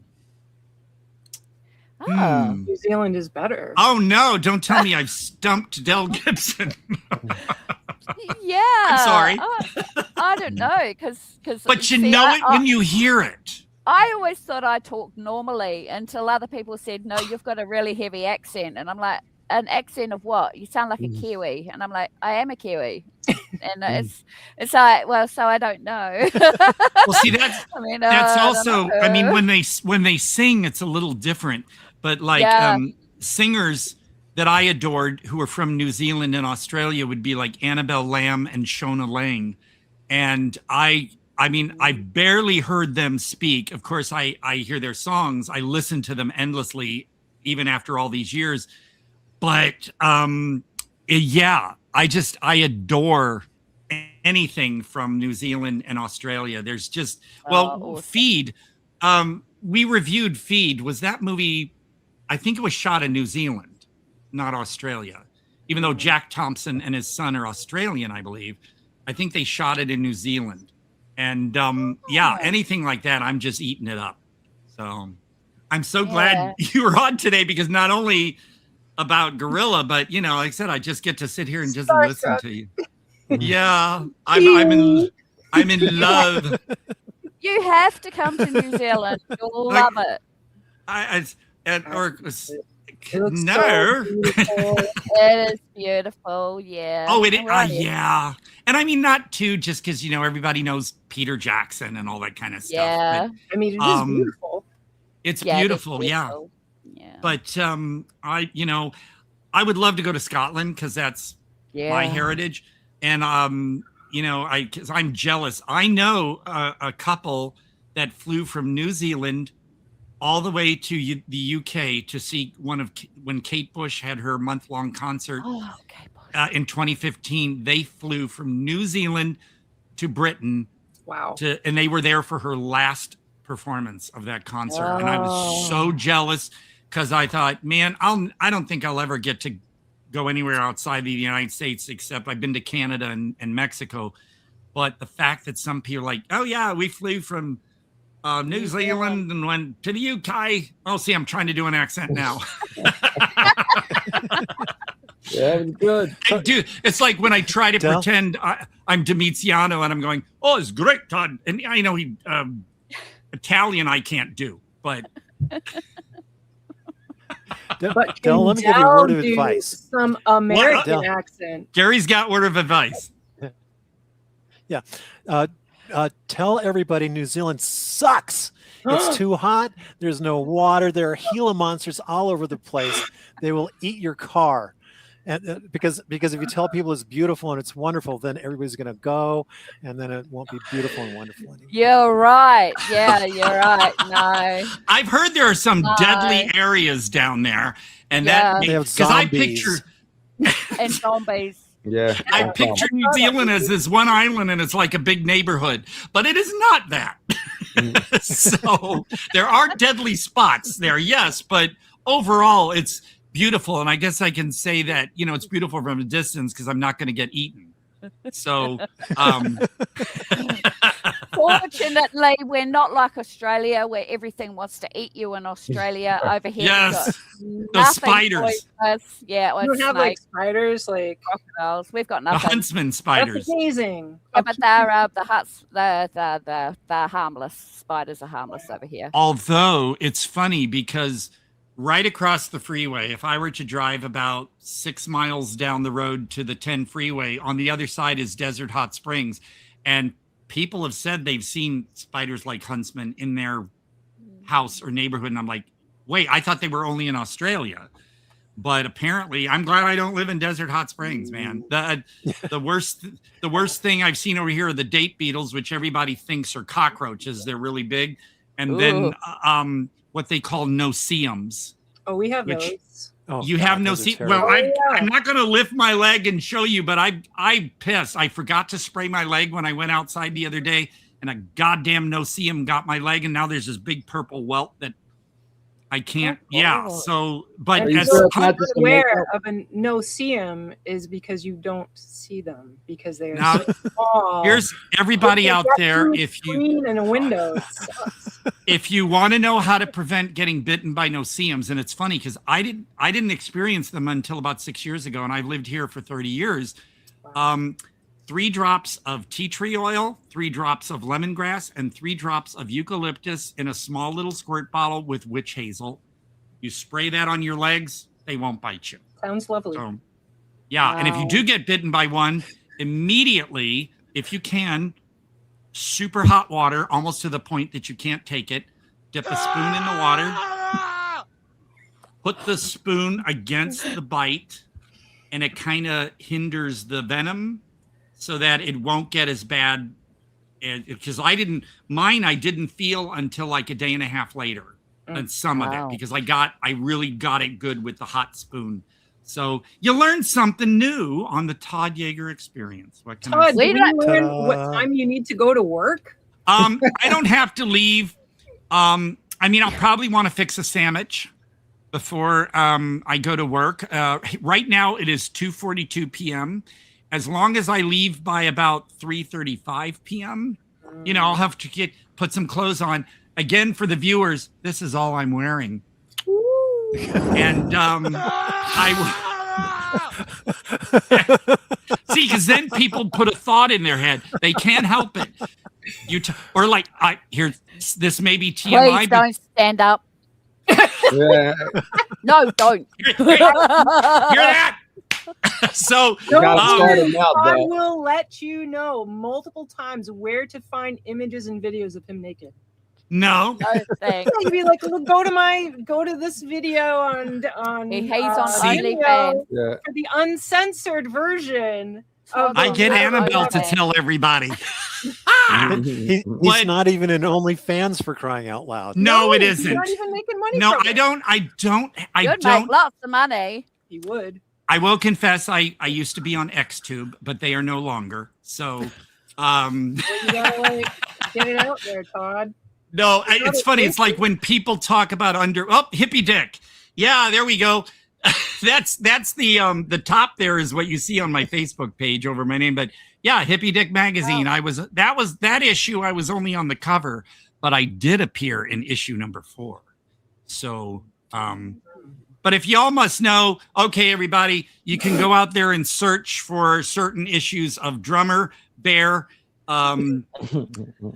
Inches, and I forget, Bros, and Hippie Dick. You may find something. Amazing. You may. I've never heard you go through the Especially if you go to definitive page list. whatever. But no, that's when I looked prettier.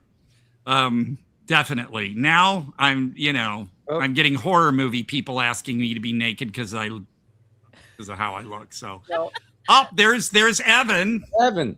Joining in late. Hello. Sorry about that. I was plenty hungover. Evan's a big fan. And I had of to do Florida. yard work in Florida, so that's how it works. New Evan. Nah. You'd think I'd be smart about it, but no, that's Evan. That's what I tell people. There's like from a sitcom. There's Evan.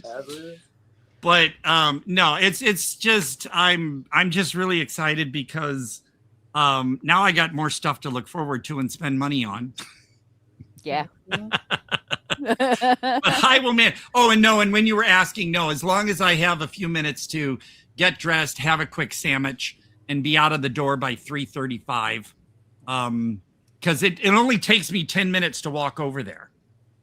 It's so cool. So I just go over there and bite my lower lip because tonight I think now that the holiday's over, everyone's going to come out to watch Minions and Monsters and the new version of Backrooms, and I will have to be. What a freaking money grab that is. Well, I think they planned it. Yes, Of I course think they they did. Yeah, They and released it, what? Not even a full month, maybe a full month after it was originally released. Yeah. What But is you this? know, They've got 2 versions of Backrooms now, or something. yes, starting July 2nd, they put out a version that's called the Everything Must Go version, and it's got 15 more minutes. In it.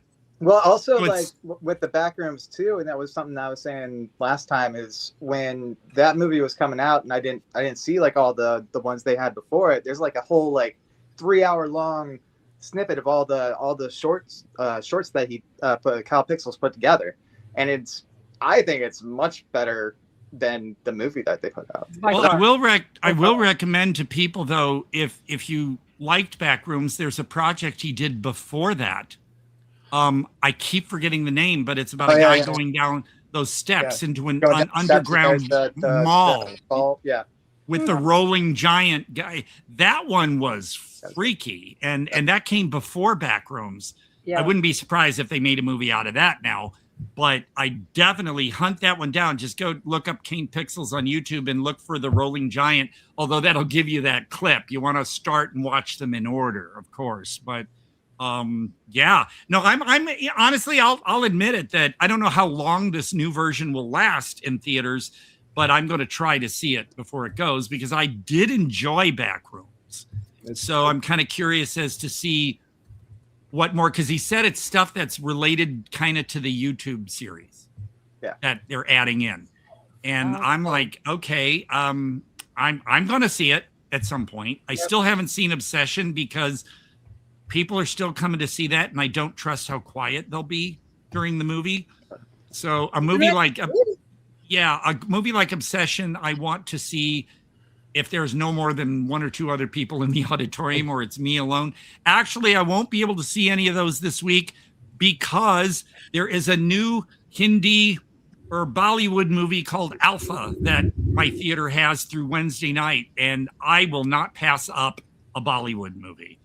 So, you know, I'm going to do that. But other than that, I'm just really, really, really, I'm just thrilled that I got all this info today because now I'm going to be sitting there at work tonight distracted because I'm going to have to watch Dariuss again too. I don't know if I'll be able to do that when I get home tonight because now that we've talked about things, it's on your brain. Now I want to go back in and, I see. And I have to find the jar.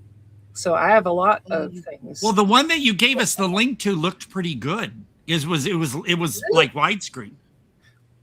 The one that I can tell you like right now, like and since Gary's here, this is really awesome because I saw that movie when I was like 9 years old, I think. So it was like 1990, 1980. Oh my God. Yeah. So it had been out for a few years, and it was just like it was one that they had at the video store, and we rented it, and we were just like, "What is this? What is all this?" And like. And when it comes across like kind of like an experimental like kind of college film, I didn't understand it at the time. We were just like, "What is this, dude? Like this doesn't make any sense at all." So later on, like kind of like in the psychological aspects of it, like that's great though. But you remembered it. You remembered it. That's what's key. That version. Yeah. Yeah, no matter what people may think of it, whether they thought it, like you said, Gary, and some people thought it was boring. Someone said it was disjointed. It didn't make any sense. No matter what, people remember it. And I was super young at the time, so I don't think it was meant for my infantile brain. But growing up with that, I'm like, remember that movie, The Jar? I think, Evan, that movie at your age was better. You also saw. No, go ahead, Gary. No, go on. I'm sorry, Todd. I was just going to say you saw the VHS version. It sucks. I did. Yeah. Yeah. And I would say for Evan, at least you were exposed to something cerebral. I think that would have been much better for you than something like Porky's. Yeah. No, I wasn't watching stuff like that. Because Mike Caravella has been posting about the 80s movies he's exposing to his teenager. And it's stuff like Porky's and Porky's 2, The Revenge, Hard Bodies, or whatever movies like that. I'm just like, no. Don't say anything bad about Easy Money, Todd. Well, was Eddie Murphy in that? No. Because as you know, I don't watch Rodney Eddie Murphy. Dangerfield, Joe Pesci. Rodney Easy Rodney. I get it. Big Mama's House too. I still haven't seen Back to School. Martin Lawrence. So I don't know. The only reason I got soundtracks to some of those movies soundtracks because Danny Elfman and Oingo Boingo would do songs for them, so I would run out and get the soundtracks. Called, I forget what the name of the band was that did the soundtrack for The Jar, but it's like something size, orchestral size, or something. Obscure Size. Obscure Size. Yeah, they only made that one. It was actually just. Yeah, it was like just Bruce Toscano and Bruce Toscano and Cameron McLeod. Cameron McLeod was the photographer, filmmaker, and it was just them in a studio playing around with a synthesizer. That's all Obscure Size was. And Evan, I'm sorry, I didn't mean to interrupt. No. You jump in anytime, man. That's how this show works. But TerrorVision did release a soundtrack on vinyl, but it's sold out, and it's going for $50 to $80 on eBay at the moment. So you should grab it now. Yeah, better be vinyl. Yeah, the sound I would kill. Look, if I didn't care what something cost, I would have gone on eBay right now and bought one. But who knows? Maybe someone will offer one up for a bid. Although I know there are people on eBay who don't plan on buying it, but purposely up the bids just to screw other people over. Yes. They did that to me with I wanted the Mary Hartman DVD set, and someone's had it up for bid starting at $19, and I went ahead and bid 50, and I figured people would keep going up, not knowing I bid 50, and then I would win it. But at the last minute, somebody did I think I went as high as 60, and then someone did 60.01. Yeah, never do that. It's like, what was that game show? With the wheel? Price never. Yes, never. Well, here's what I did. Like, $1. Yeah, you go up by a penny and you're screwed. They're like, I figure I fucked over that other person, because when they did over, then I stopped. And they got stuck with it, paying it right. So yeah, they got stuck there. And I guess when I come into some money, I'll just pay $100. I just had a thought. Yes. No. I had a thought. Okay, now you can't tell anybody this thought. Okay, this has to remain a secret among us. Okay. Okay. I'm thinking what I can do. I have a radio player, a record player. I've never even hooked up yet. But it can record to a thumb drive. So what I'm thinking is, why don't I just record it to the thumb drive and send it to anybody who's interested? Wow. Okay. That's just for us, not everybody else out there. So I would definitely be interested, because I love that score. No. And I'd love one. Mm. And I disavow any knowledge of any of this action. You'll get it in a plain paper bag without a return address. See, because I have the soundtracks to movies like, besides Flowers, I have the soundtracks to Session 9, and even Eraserhead had a soundtrack. Session 9. And Session 9 soundtrack, I just love to sit back, put on the headphones, and go. Bleh. That's a very good movie. Yeah, and it's a great movie too. Yes, and so is Eraserhead. But I do like liminal spaces in back rooms. Yeah. Well, hey, Evan, empty asylum. Well, Evan, you need to also get your hands on the who released it.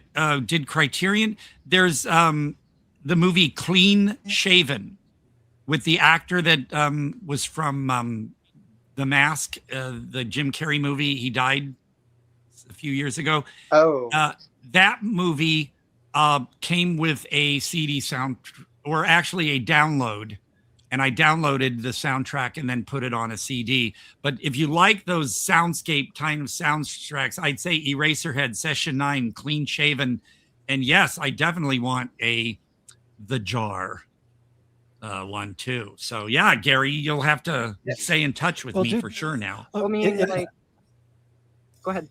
Sorry. Well, he's on a delay. That's why we have to wait for Gary. There is,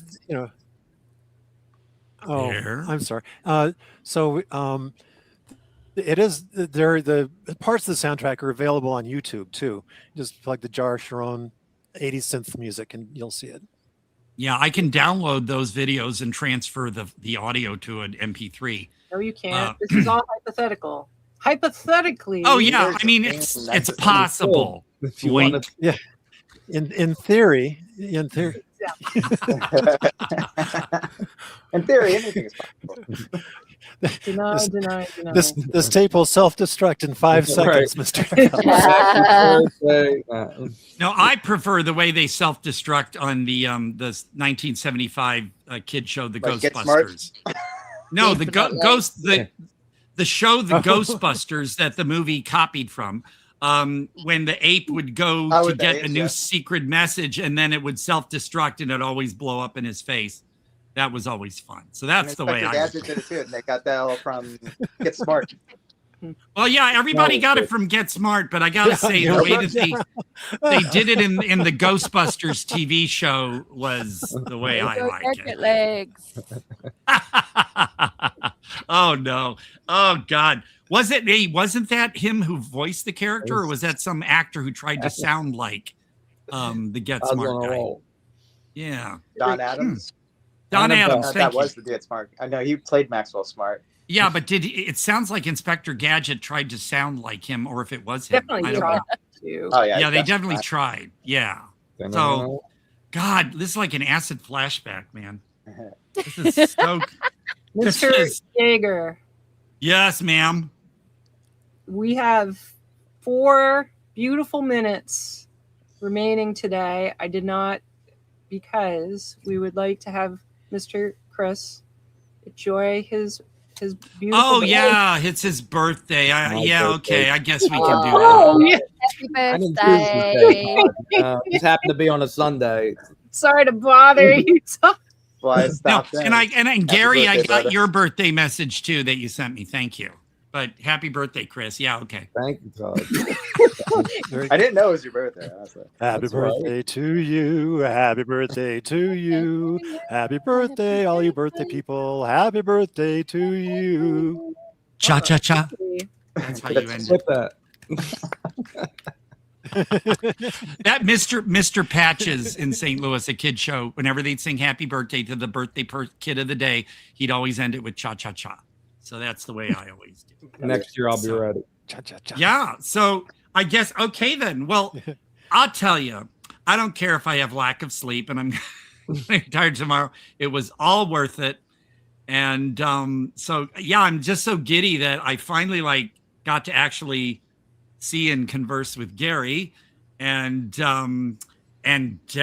Goodness gracious. Like I said, I have to have an endless loop of your voice. You can read ingredients or I don't know.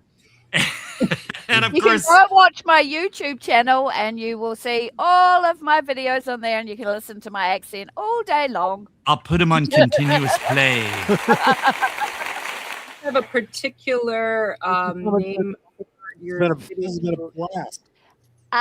Del Gibson _NZ. Okay. Well, I'm sure that if I type in Del Gibson on YouTube, I'm going to get You'll find me. too. Yep. Yeah. Yep. Nice. Okay. So basically, Not Mel Gibson. Not So- Mel Gibson, correct. Uh, But Yeah, like well, I said, Uncle. if people are looking for us, I always tell people I'm on Facebook and I'm on Vimeo. Otherwise, well, Gary, where can people find you again? Although we have the link in the thing, is there a main one that you like people to look at for you from? Facebook? Okay. And Del? Oh gosh. Yeah, No, in Facebook. order to Whoop. find it, I'd probably have to switch over to Facebook, and if I switch to Facebook, it'll kick me out again. So Oh, no sorry, Del, worries. go on Well, ahead. We'll find it's on you. there. And Del, what's a main one you prefer for everybody?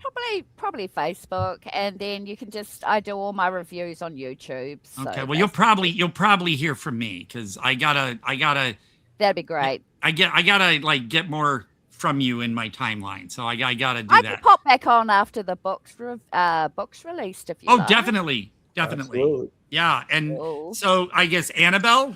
Yes. Just watch the show. Right. I'm a Okay. terrible correspondent. And Evan is part of the Villainous Cinema. VillainousCinema.com. You can read my reviews on all sorts of stuff. And There's this guy and I- out there named Landon Evans that I has gotta write. one dad Shoot. joke. Something. what? I need to Gary's- start writing down I'm names real fast.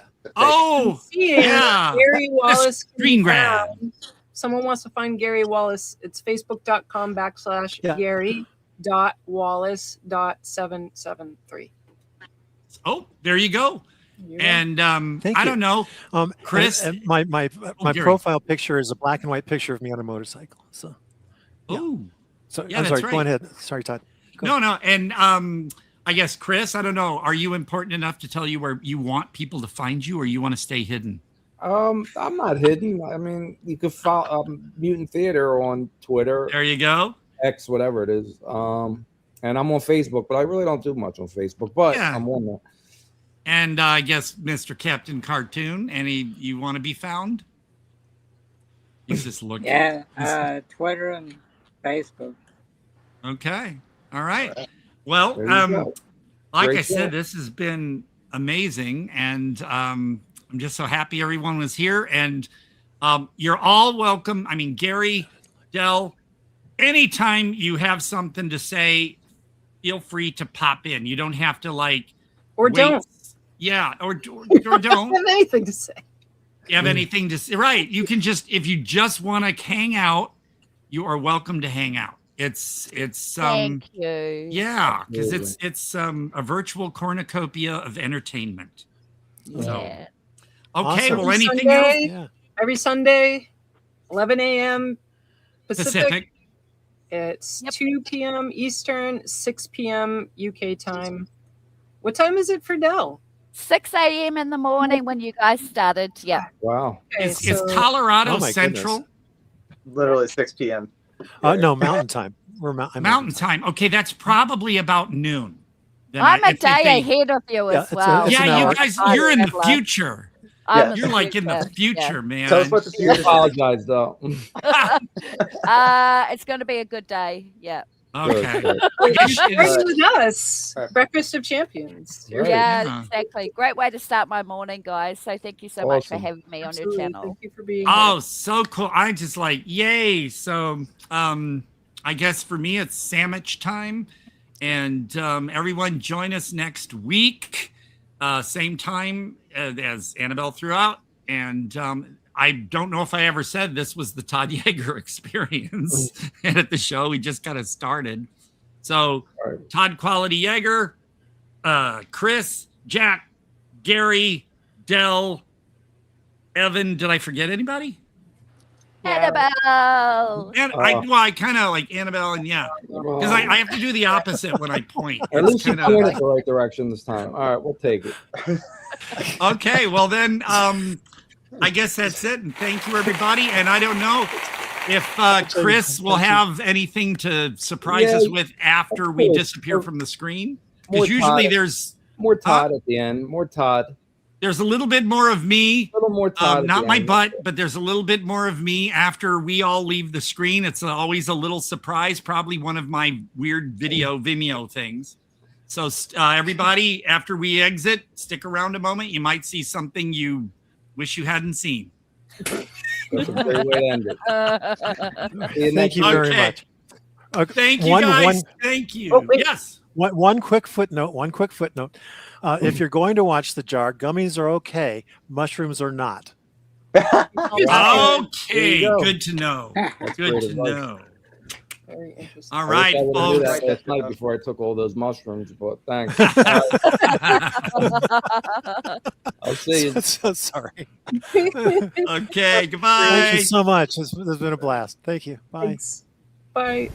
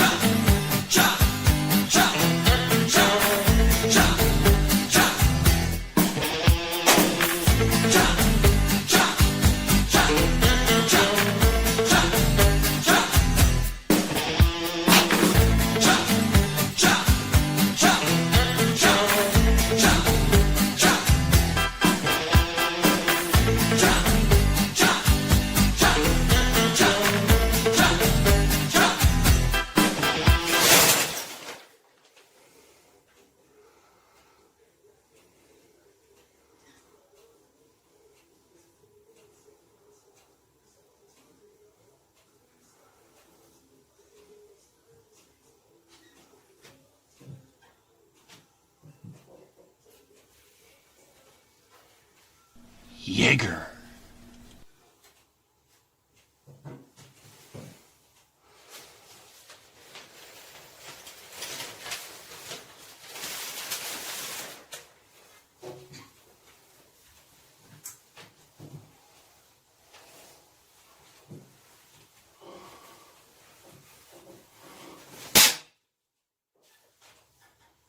potetgull.